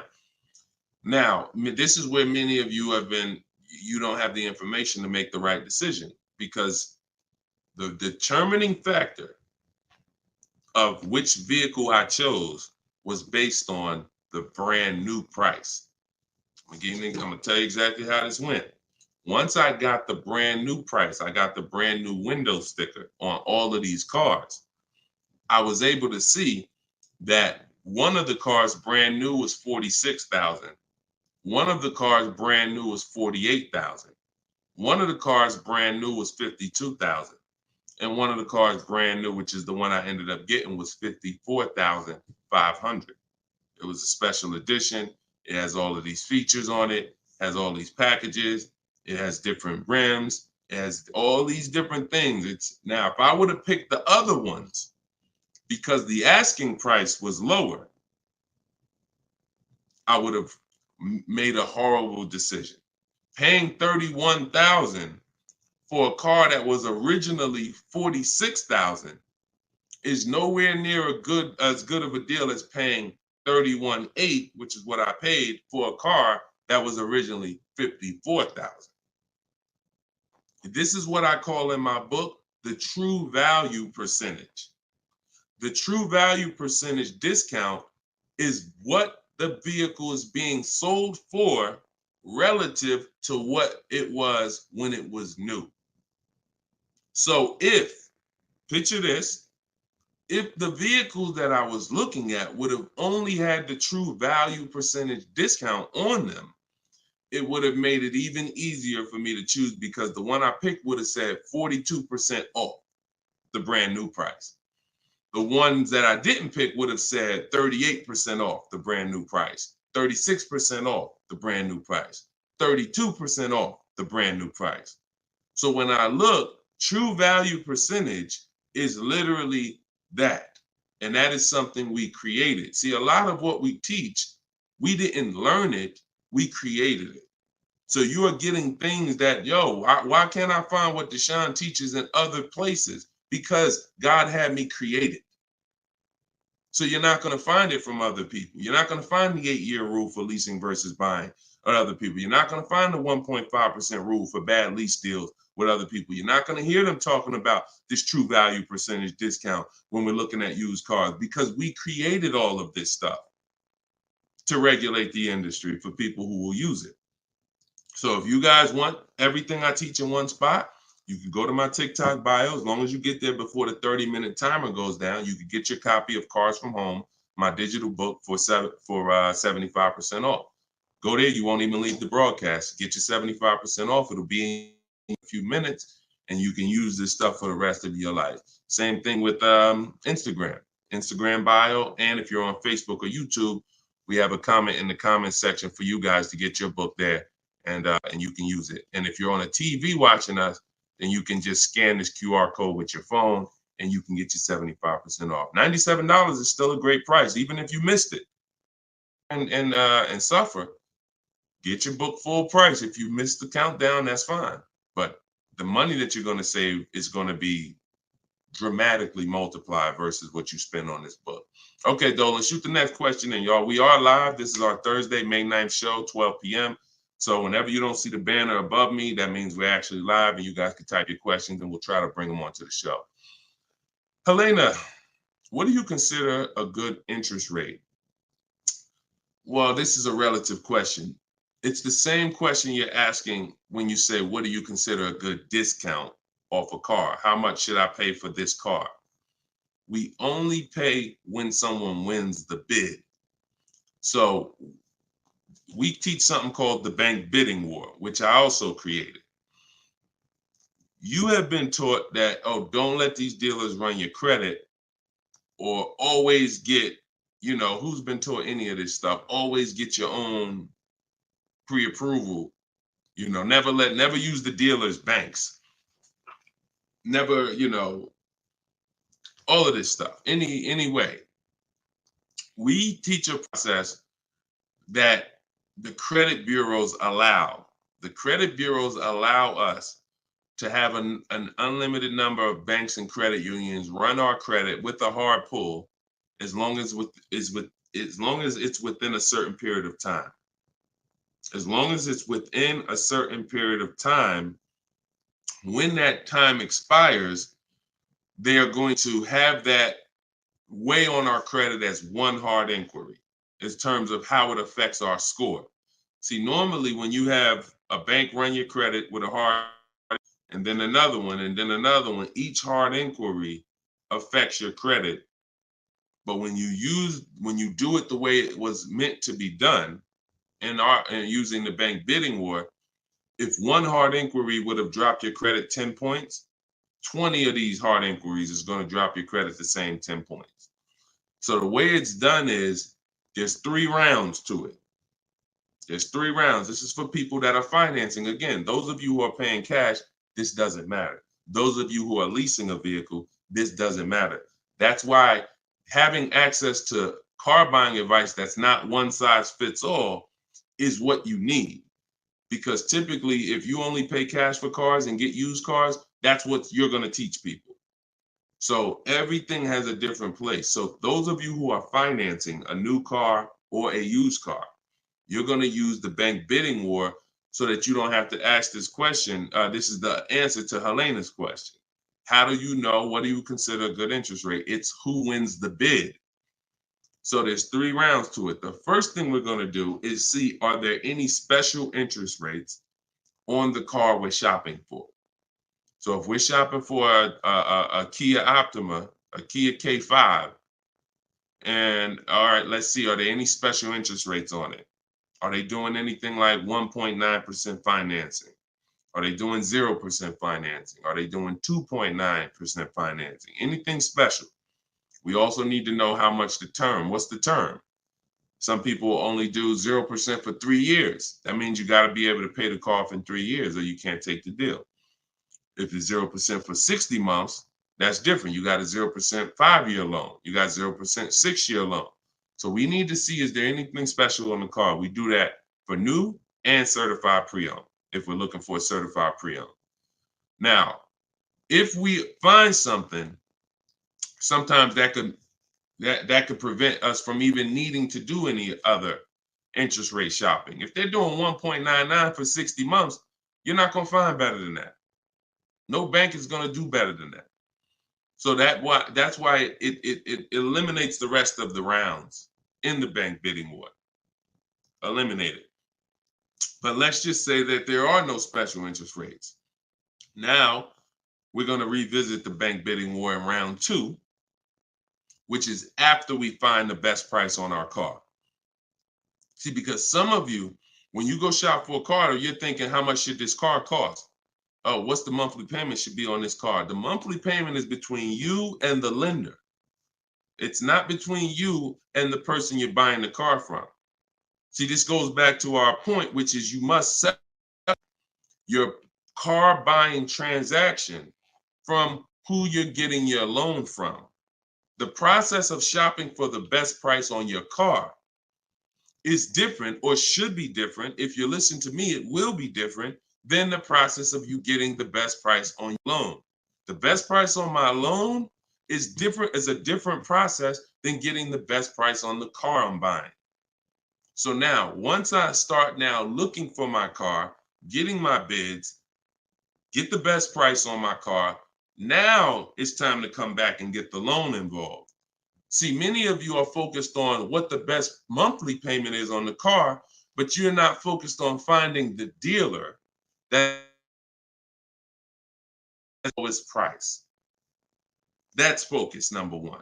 Before we think about what is our monthly payment, we are thinking about what is the dealer? What's my process for finding the dealer who's going to sell me this Kia K5 for the lowest price? Who's going to sell me this $40,000 car for the lowest price? Once I find that dealer, Now it's time for me to come and get start shopping for my loan. See, and the reason why this works so well is because there's a process to it. We're not winging this. The reason why any fighter who goes into a fight and they're winging it, they are in a position of struggle. We don't wing it. That's why when you see my 7-step process in my book, it's 7 steps. In Matt's Academy, my car buying school, it's 7 steps. Whether it's video, whether it's the book, it does not matter. It's 7 steps because the process does not change. A process should not change based on whether you want a new car, used car, a lease, a luxury car, an exotic car. It shouldn't change. So once you find the best price on the item, now you're coming home and you are going to now contact online banks, your bank, your credit union, and you're going to get all their offers. This is round 2 of the bank bidding war. Round 1 is any special interest rates on the car. No? All right. Then we go find the best offer on our car. Now we're going to start round 2, which is our bank, our credit union, online lenders, all submitting bids for our rate. Round 3, once that's done, round 3 is we call the dealer who we have the car on hold with, and we tell them the best rate we got, and we give them a chance to see if they can beat it. That's round 3, because the dealers have another 5 to 7 to sometimes 10 banks. So see if they can beat it.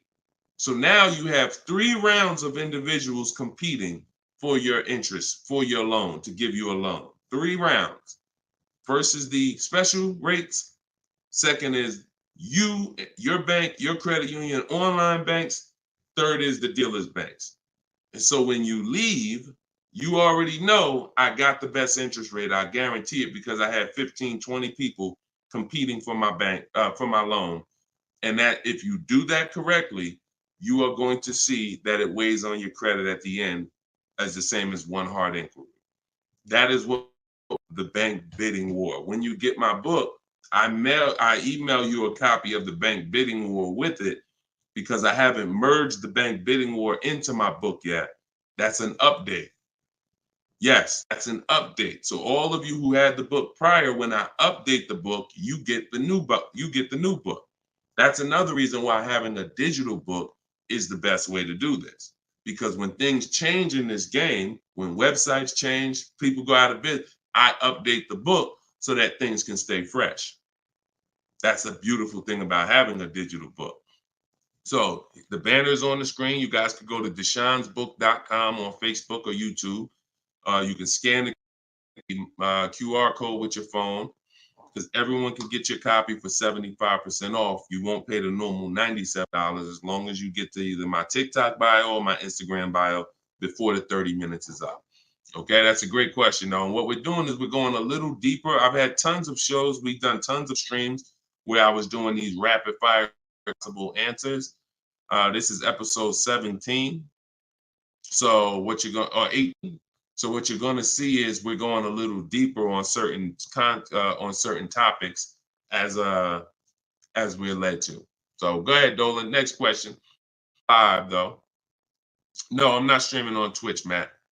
Only on Facebook, YouTube, Instagram, and TikTok.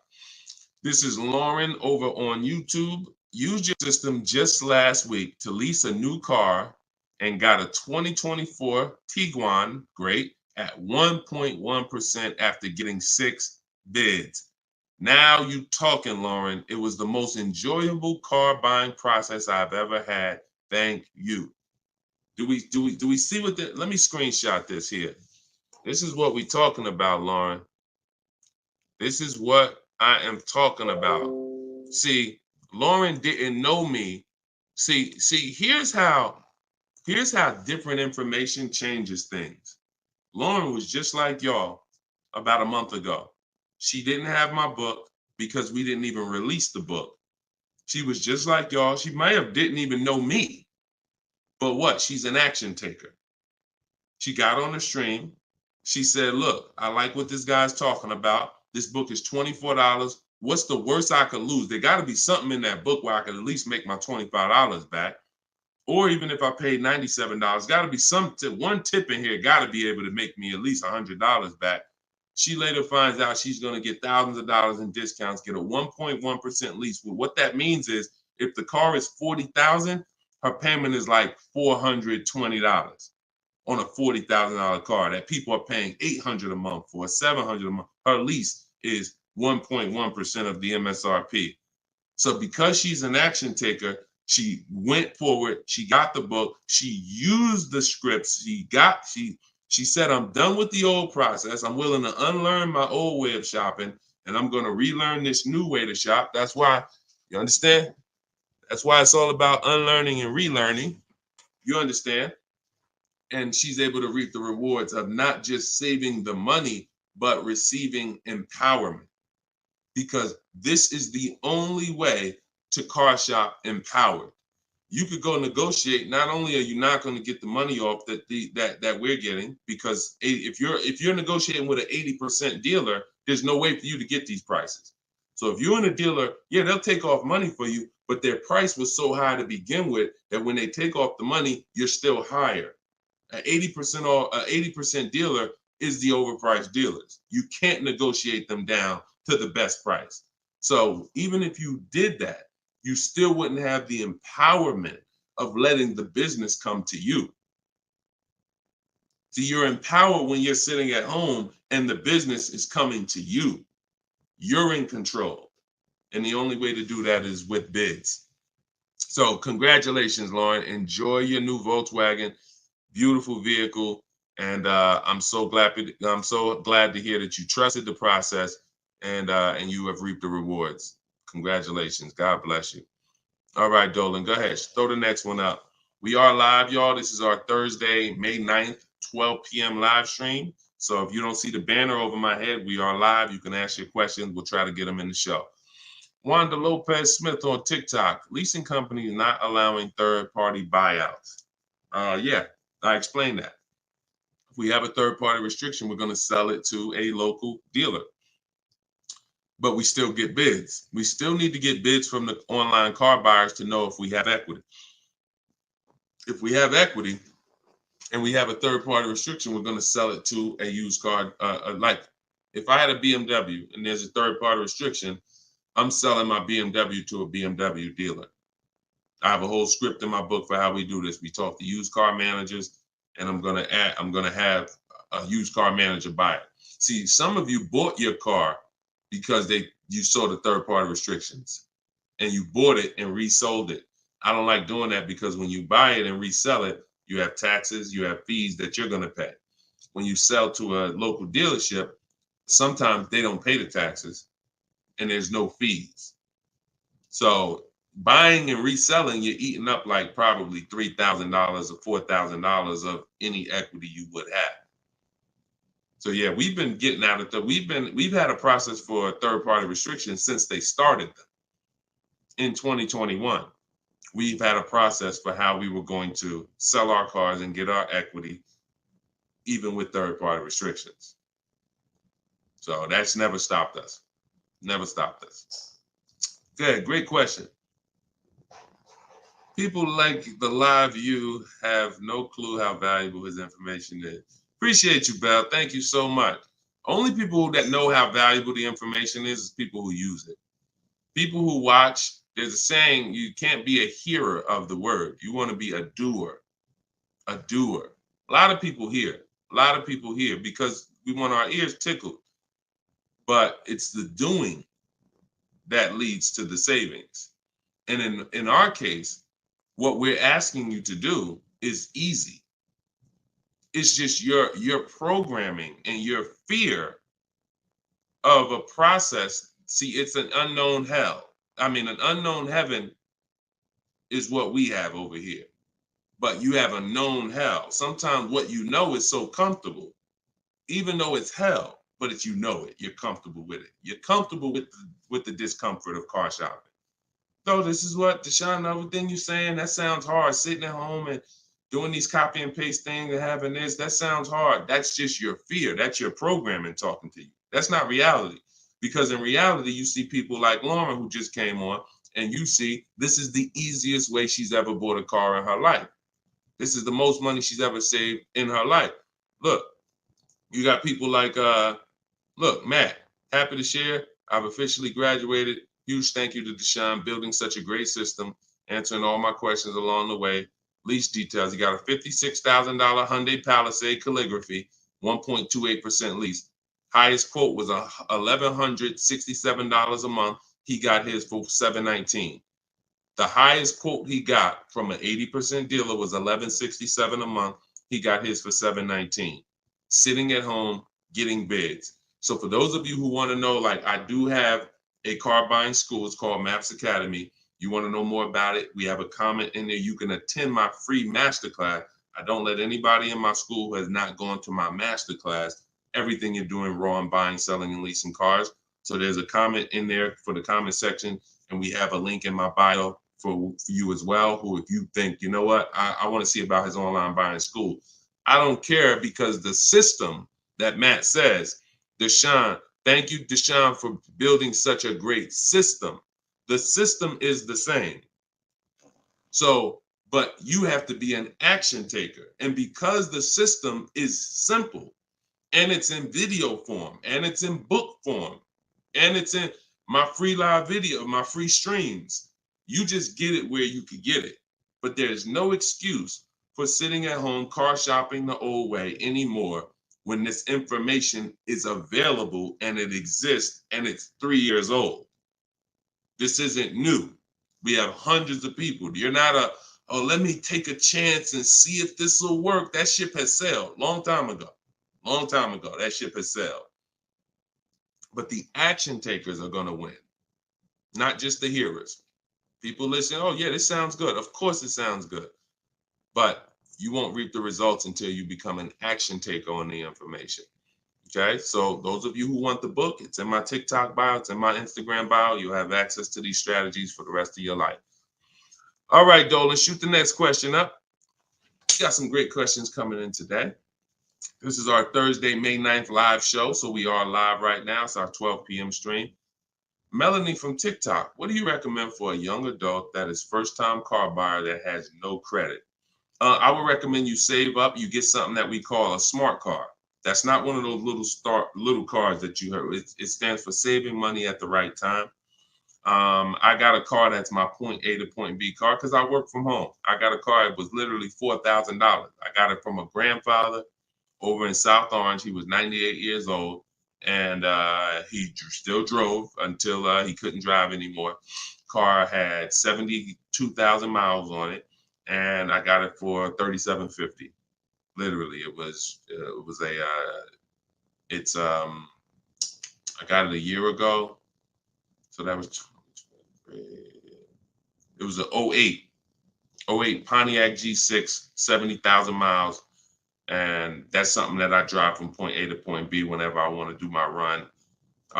Because again, I work from home. Most times we take the truck, but if my wife's out, I'll take the car. But I didn't need to spend $10,000, $15,000, $20,000 on a car that I'm driving twice a week. So what I would tell you for you is if you need transportation, you want to get it reliably, save up some money, get yourself a private party sell on Facebook, pick it up for a couple grand, but you have to be diligent. You want to find it from an owner. You want to find it from an owner who's not driving too much, who maybe they got a second or third car in the family, and that you don't want to deal with these dealers on Facebook Marketplace perpetrating as owners. The owners know the history of the car. They've had it for the last 8-10 years. You want somebody that can tell you, yeah, my little son, this is where Jeremy took the car one day. He was driving to the grocery store. He backed into a car over there right here. You want a person who knows that, not a dealer who just picked up the car and now they're trying to sell it to you for $2, $3, $4 grand. So that's what I would be doing. I would be getting me a very reliable, inexpensive car that I can actually get to work with, make more money. And then once I make money, I will be choosing whether I'm buying or leasing based on if I'm going to keep the car for 8 more years. Whenever you get into spending real money on cars, over 12, 15 grand, this is when you start wanting to ask yourself, am I going to keep this car 8 years or not? Because once you get these cars and build up your credit, Melanie, another thing you should be doing is getting a credit card, not using it, pay it off every month, spend $20 on it, pay it off so you can get your credit up to a 700 score. You could be at a 700 score lightning fast before the next 12 months.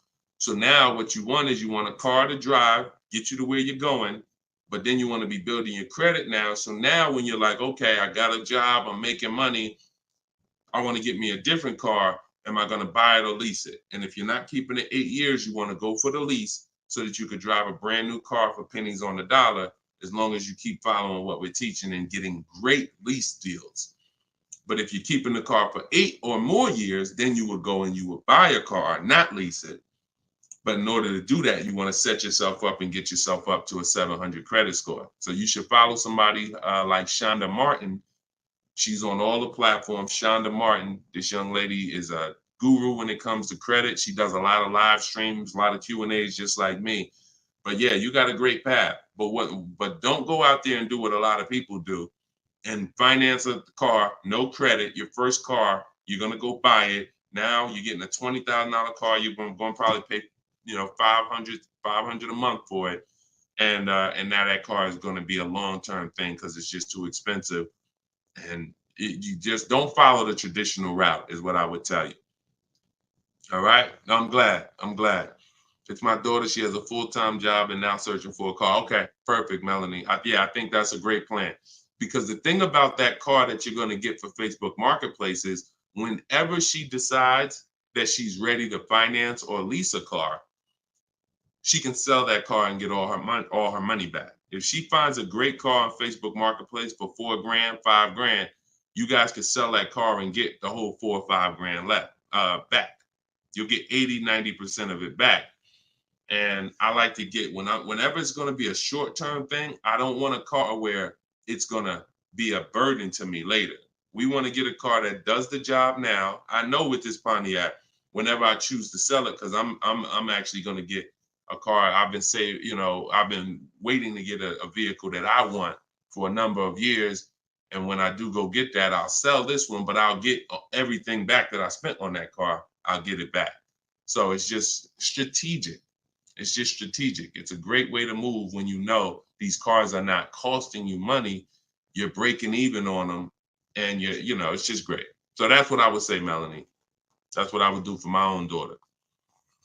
Okay, go ahead, Dolan. Shoot the next one up. We are live, y'all. We're going to try to get through as many as we can in the show. Type your questions. This is our Thursday, May 9th show, our 12 p.m. broadcast. So, Sir Francis on YouTube, what's the best source for an accurate valuation to determine if purchasing a used car is a good idea? I don't go by that. The only way purchasing a used car is a good idea for me is if we're keeping it at least 8 years. That's it. If you're not keeping it at least 8, are you keeping the vehicle at least 8 years?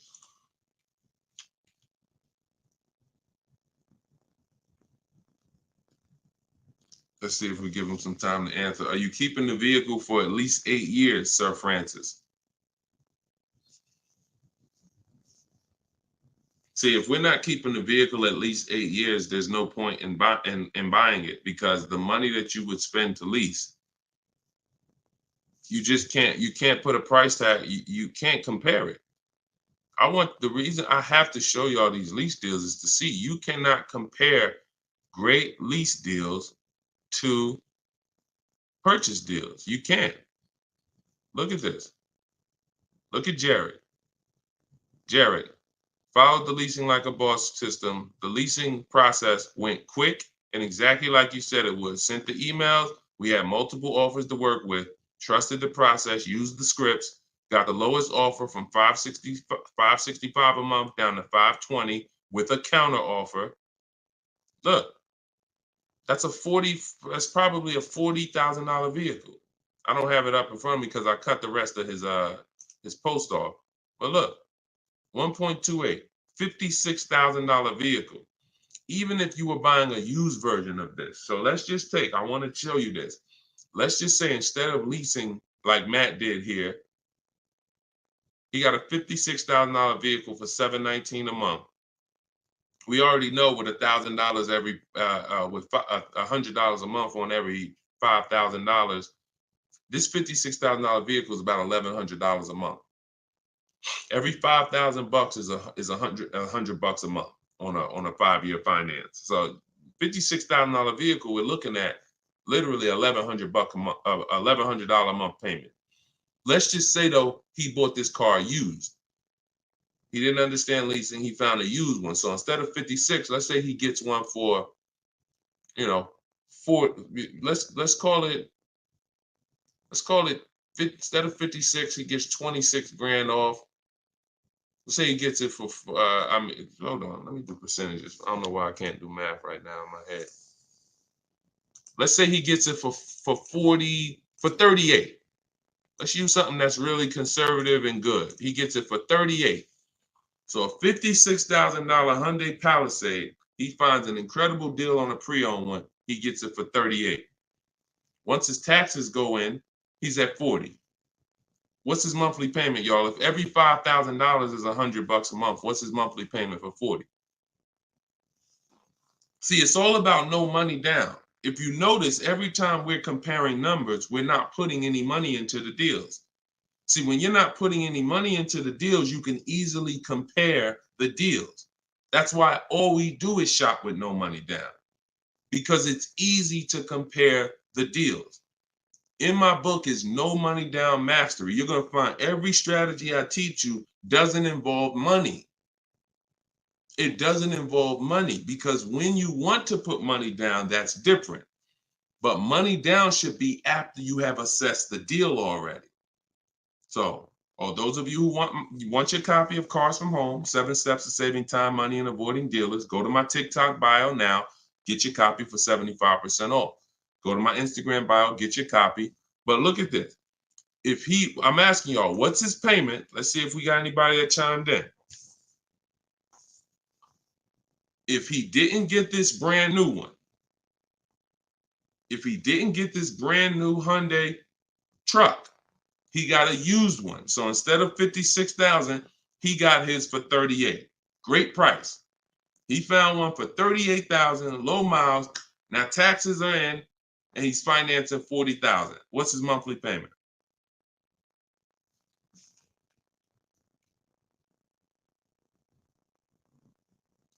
Anybody do the math? Every 5,000 bucks. Well, I'm gonna tell y'all now. Okay, y'all taking a little long. It's $800 a month. Thank you, Derek. Thank you, Derek, on Facebook. $800 a month. So let's look at that. Matt drove off $719 a month, no money out of pocket. Brand new 2024, never been driven, new car smell, fresh out the plastic, $719 a month. Same person who bought that car because they didn't understand leasing, they're paying $1,100 a month. Now there happens to be another one just like it, but it's a 4-year-old one, and it's $38,000, and someone else gets that, and they're paying $800 a month.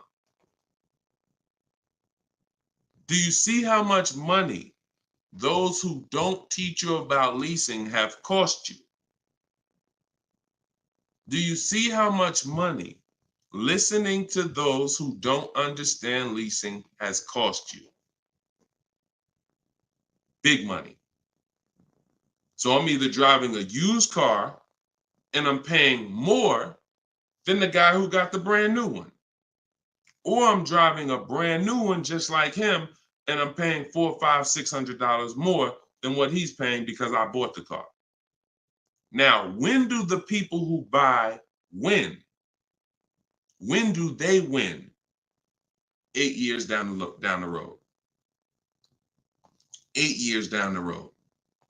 See, because when you buy your car and you pay it off, see, the person who leases is not worried about depreciation. That's the car going down in value like this. The person who leases is not worried about depreciation. They've already beat it because their lease payment is so low. Their lease payment is so low, they're paying less than what the car's normal depreciation would be. So they beat it with a great lease deal. Now, the people who own the car they're not going to beat it because they own it. So any depreciation is coming against their actual car. If they could have sold the car today for 30, next year it's only worth 25, they lost $5,000. If you were going to sell your car today for 20 and then a tree branch falls on it, is it worth 20 tomorrow? Even when you fix it, run it through your insurance. Hey, I'm coming to get my 20. No, a tree branch fell on the vehicle. It's worth probably 18 now. This is depreciation. So the only way you're going to avoid that is through long-term ownership, because eventually, like I talked about earlier in the stream, you get to the point where your car is only losing a little bit of value each year. Only to this year it's worth 10, next year it's worth 95. In another year it's worth 9,000. That doesn't happen until you have kept the car 9, 10, 11 years. So if you're not keeping your cars that long, you're losing thousands of dollars not leasing, as I just illustrated with those 3 examples. Okay? So this doesn't change. I don't care whether it's Lamborghinis. I don't care whether it's Rolls Royces. The principles do not change. Derek on Facebook. If a manufacturer is offering a very low IR through their direct financing for well-qualified buyers, is there something I should look for on my credit report to know whether I should apply and let them run my credit versus using the pre-qualified offer I have from my credit union? Yeah, most people are going to qualify for the special rates. If you have fair credit, good credit, most people are going to qualify for the special rates because it's not super tier. Super tier is like A1 or A9 in the business world. That's super tier. Most of them are tier 1.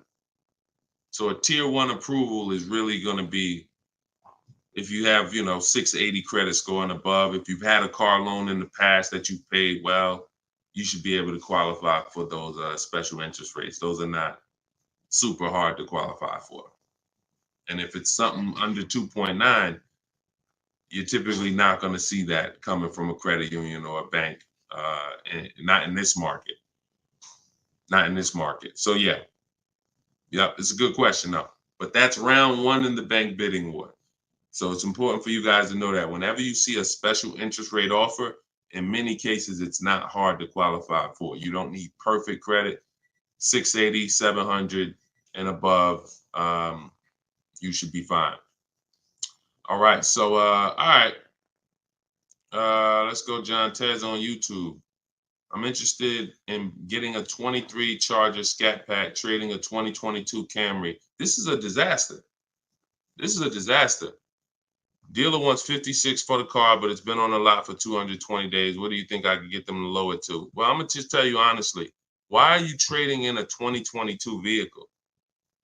First of all, if you paid cash for that car, you wouldn't be trading it in, because once you see what it's worth and what you're getting in 2 years, you've had the car for less than 2 years. See, there's something, here's what we're not getting. The reason why I hold this up is for y'all to see that you cannot trade in cars this fast and have it be and have it. And I want y'all to know we are 100% live right now. We are 100% live right now. You're not watching a replay. This is a live show. So we're going to dialogue on this for a quick second. You should not, if I show this so y'all can understand the value of your car is dropping like this the first year, 2 years, 3 years. You think that you could buy a car here for $35,000, turn around, trade it a year later, and it's only worth now $27,000, and you're just going to flip and take that $7,000 loss in depreciation. You are going to absolutely lose your shirt. And the only way that you actually don't realize how much you're losing is because they hide it in your monthly payment, because you're a payment shopper. Just get me to this payment. I don't care about the numbers and all of that. I don't care about how much money I'm losing on each car. Just work my monthly payment to something that I could afford. And that is financial disaster. because there is no way, if you were coming and you were writing a check for this, if you came in and you bought that 2022 Camry and they said, okay, it's going to be 35 grand, you know, whatever, and you wrote a check for it, and then you came back a year later and you said, all right, well, what y'all going to give me for my 22 Camry? And they said, all right, well, we can only give you 25 for it. And you said, wait, I just paid 35 for it last year. You ain't giving me no 25 for it. You would never take that.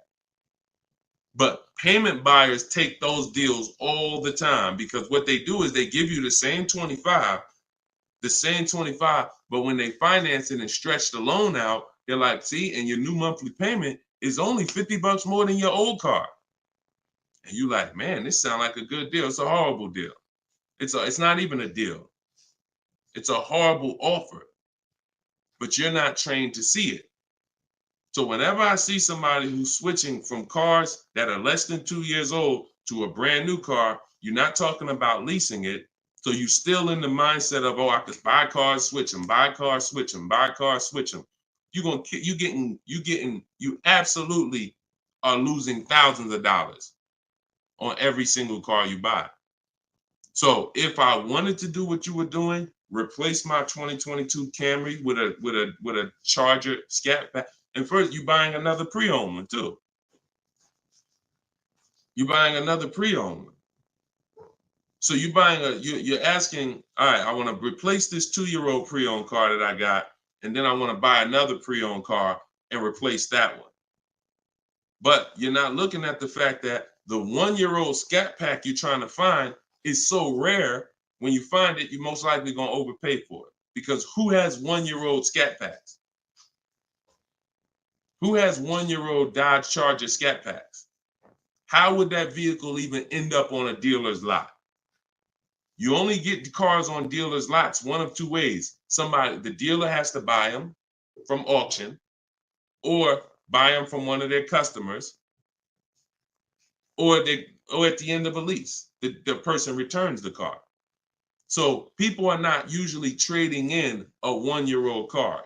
So if it has been on the dealer's lot, maybe it's because it's a leftover model. And if it's a leftover model, you don't have anything to compare it to see how much you should be saving.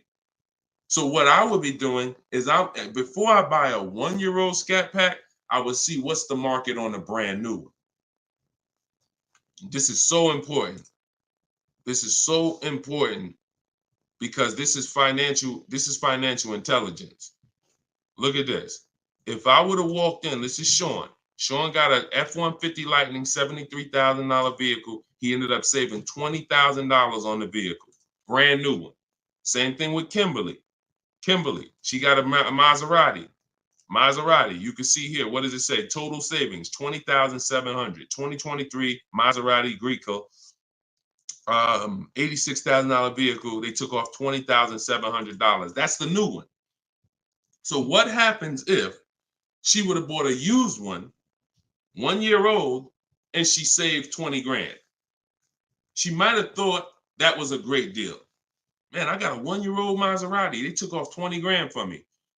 Not if she didn't know that on a brand new one, she could have got 20 grand off. So whenever you're buying a car that new, you need to know what the brand new market is to know, all right, if I can save 10 grand off a brand new one, then how much should I save off the 1-year-old? I should save a lot more than that. See, and you have a lot of things that you moving in a way that I would tell you need a system, because it's hard for me to explain to you everything you are doing and a way you're approaching this, how you're going to overpay by thousands and thousands of dollars. You haven't talked about leasing versus buying. You're not talking about shopping for cars in a way where you can actually see multiple offers. You're talking about buying a 1-year-old pre-owned car without looking at what the market is. How do I know a good deal on a 1-year-old one? There's not enough vehicles out there for you to know a good deal on a 1-year-old, which means the only way I'm going to know a good deal on a 1-year-old one is I need to know what a good deal is on a new one. And if a good deal on a new one saves me 15 grand, then that means on a 1-year-old one, I need to save like 20 to 25. There's not enough vehicles for you to do that. So you should really be looking at following a system, learning about leasing versus buying. Are you keeping the next car 8 years or not? If you're not keeping the next car 8 years, you shouldn't be buying, you should be leasing. Because I don't care what you get the price for on the Scat Pack, you are gonna overspend compared to someone who goes and leases their Scat Pack and gets a great deal on it. So we got to slow down and look. Most times we're approaching car buying like grocery shopping. We're trying to get our car deal done the same time as a grocery shopping visit. 2 hours, 3 hours. We're at the grocery store more than we're planning our car purchase. And the only way you're going to save money is to take your car buying process seriously. If it's just like, nah, Deshone, it ain't that big of a deal, then go ahead and go give them 15, 20 grand. But I tell you what, somebody like me, somebody who's listening to me, who get in the same car that you're getting, and they say, man, so funny, Deshone, I'm in the same position as that person is in. I got a Camry too, and I want to replace it too with a Scat Pack. But I'm gonna use your strategies. I'm gonna assess my old car, get bids for it. I'm going to determine leasing versus buying, and then I'm gonna shop for my car. That person will save 5 to 10 grand more than you, minimum. Minimum. I put any amount of money on it. I put any amount of money on it. So slow down and answer this question first. How many years are you keeping the next car? If the answer is not 8, don't think about buying it. Don't think about buying it. My goal is to shop for my most aggressive lease on my next car. If I'm buying it and I'm keeping it over 8 years, then I'm buying it. I'm not buying a car that I'm not keeping more than 8 years. Not no Scat Pack, not no Dodge Challenger, not no Toyota Camry, nothing. If I'm not keeping it 8 years, I'm not buying the car. Lease deals are too great. It's pennies on the dollar when I learn to get them. So everything I'm teaching y'all is out of my new book, Cars from Home. It's a digital book. It's called 7 Steps to Saving Time, Money, and Avoiding Dealerships. You can get your copy for 75% off in my TikTok bio. The price of the book is $97. That is the price. But you can get it for $24 if you get to my TikTok bio before the 30-minute timer expires. If you get to my Instagram bio before the 30-minute timer expires. We have a link in the comment section on YouTube and Facebook. You can go to deshonsbook.com, or you can scan this QR code with your phone and you can get your copy for 75% off. So use it. Make sure you send me your success stories. Continue to send me your success stories so we can bring them onto the show. That is a step-by-step system. There's nothing left to chance. You cannot leave anything to chance when it comes to car buying. Everything that we teach is for a reason. So let's continue to move. You know we will be back soon for another stream. And catch us later. We're usually live 7 and 12 p.m. So if you're around at 7 p.m., just again, if you don't see the banner above us, that means we're actually live. So jump on and we'll get to it. Everybody else who got your book, enjoy. For those of you who want to attend my free masterclass, Everything You're Doing Wrong, Buying, Selling, and Leasing Cars, you can also go to the comments or to my TikTok and Instagram bio. But you're going to need about an hour. And that's a straight hour of me in my board. And we have a comment for you right here in the Facebook and in the YouTube section. That's me showing you scenarios, going over 23 mistakes that most of you are making that you need to stop making if you're truly going to get below market deals. Okay, so other than that, y'all, get the information. I don't care how you get it. Get in where you fit in. Use it. Keep unlearning. And let's keep saving this money. All right, God bless y'all. See y'all on the next one.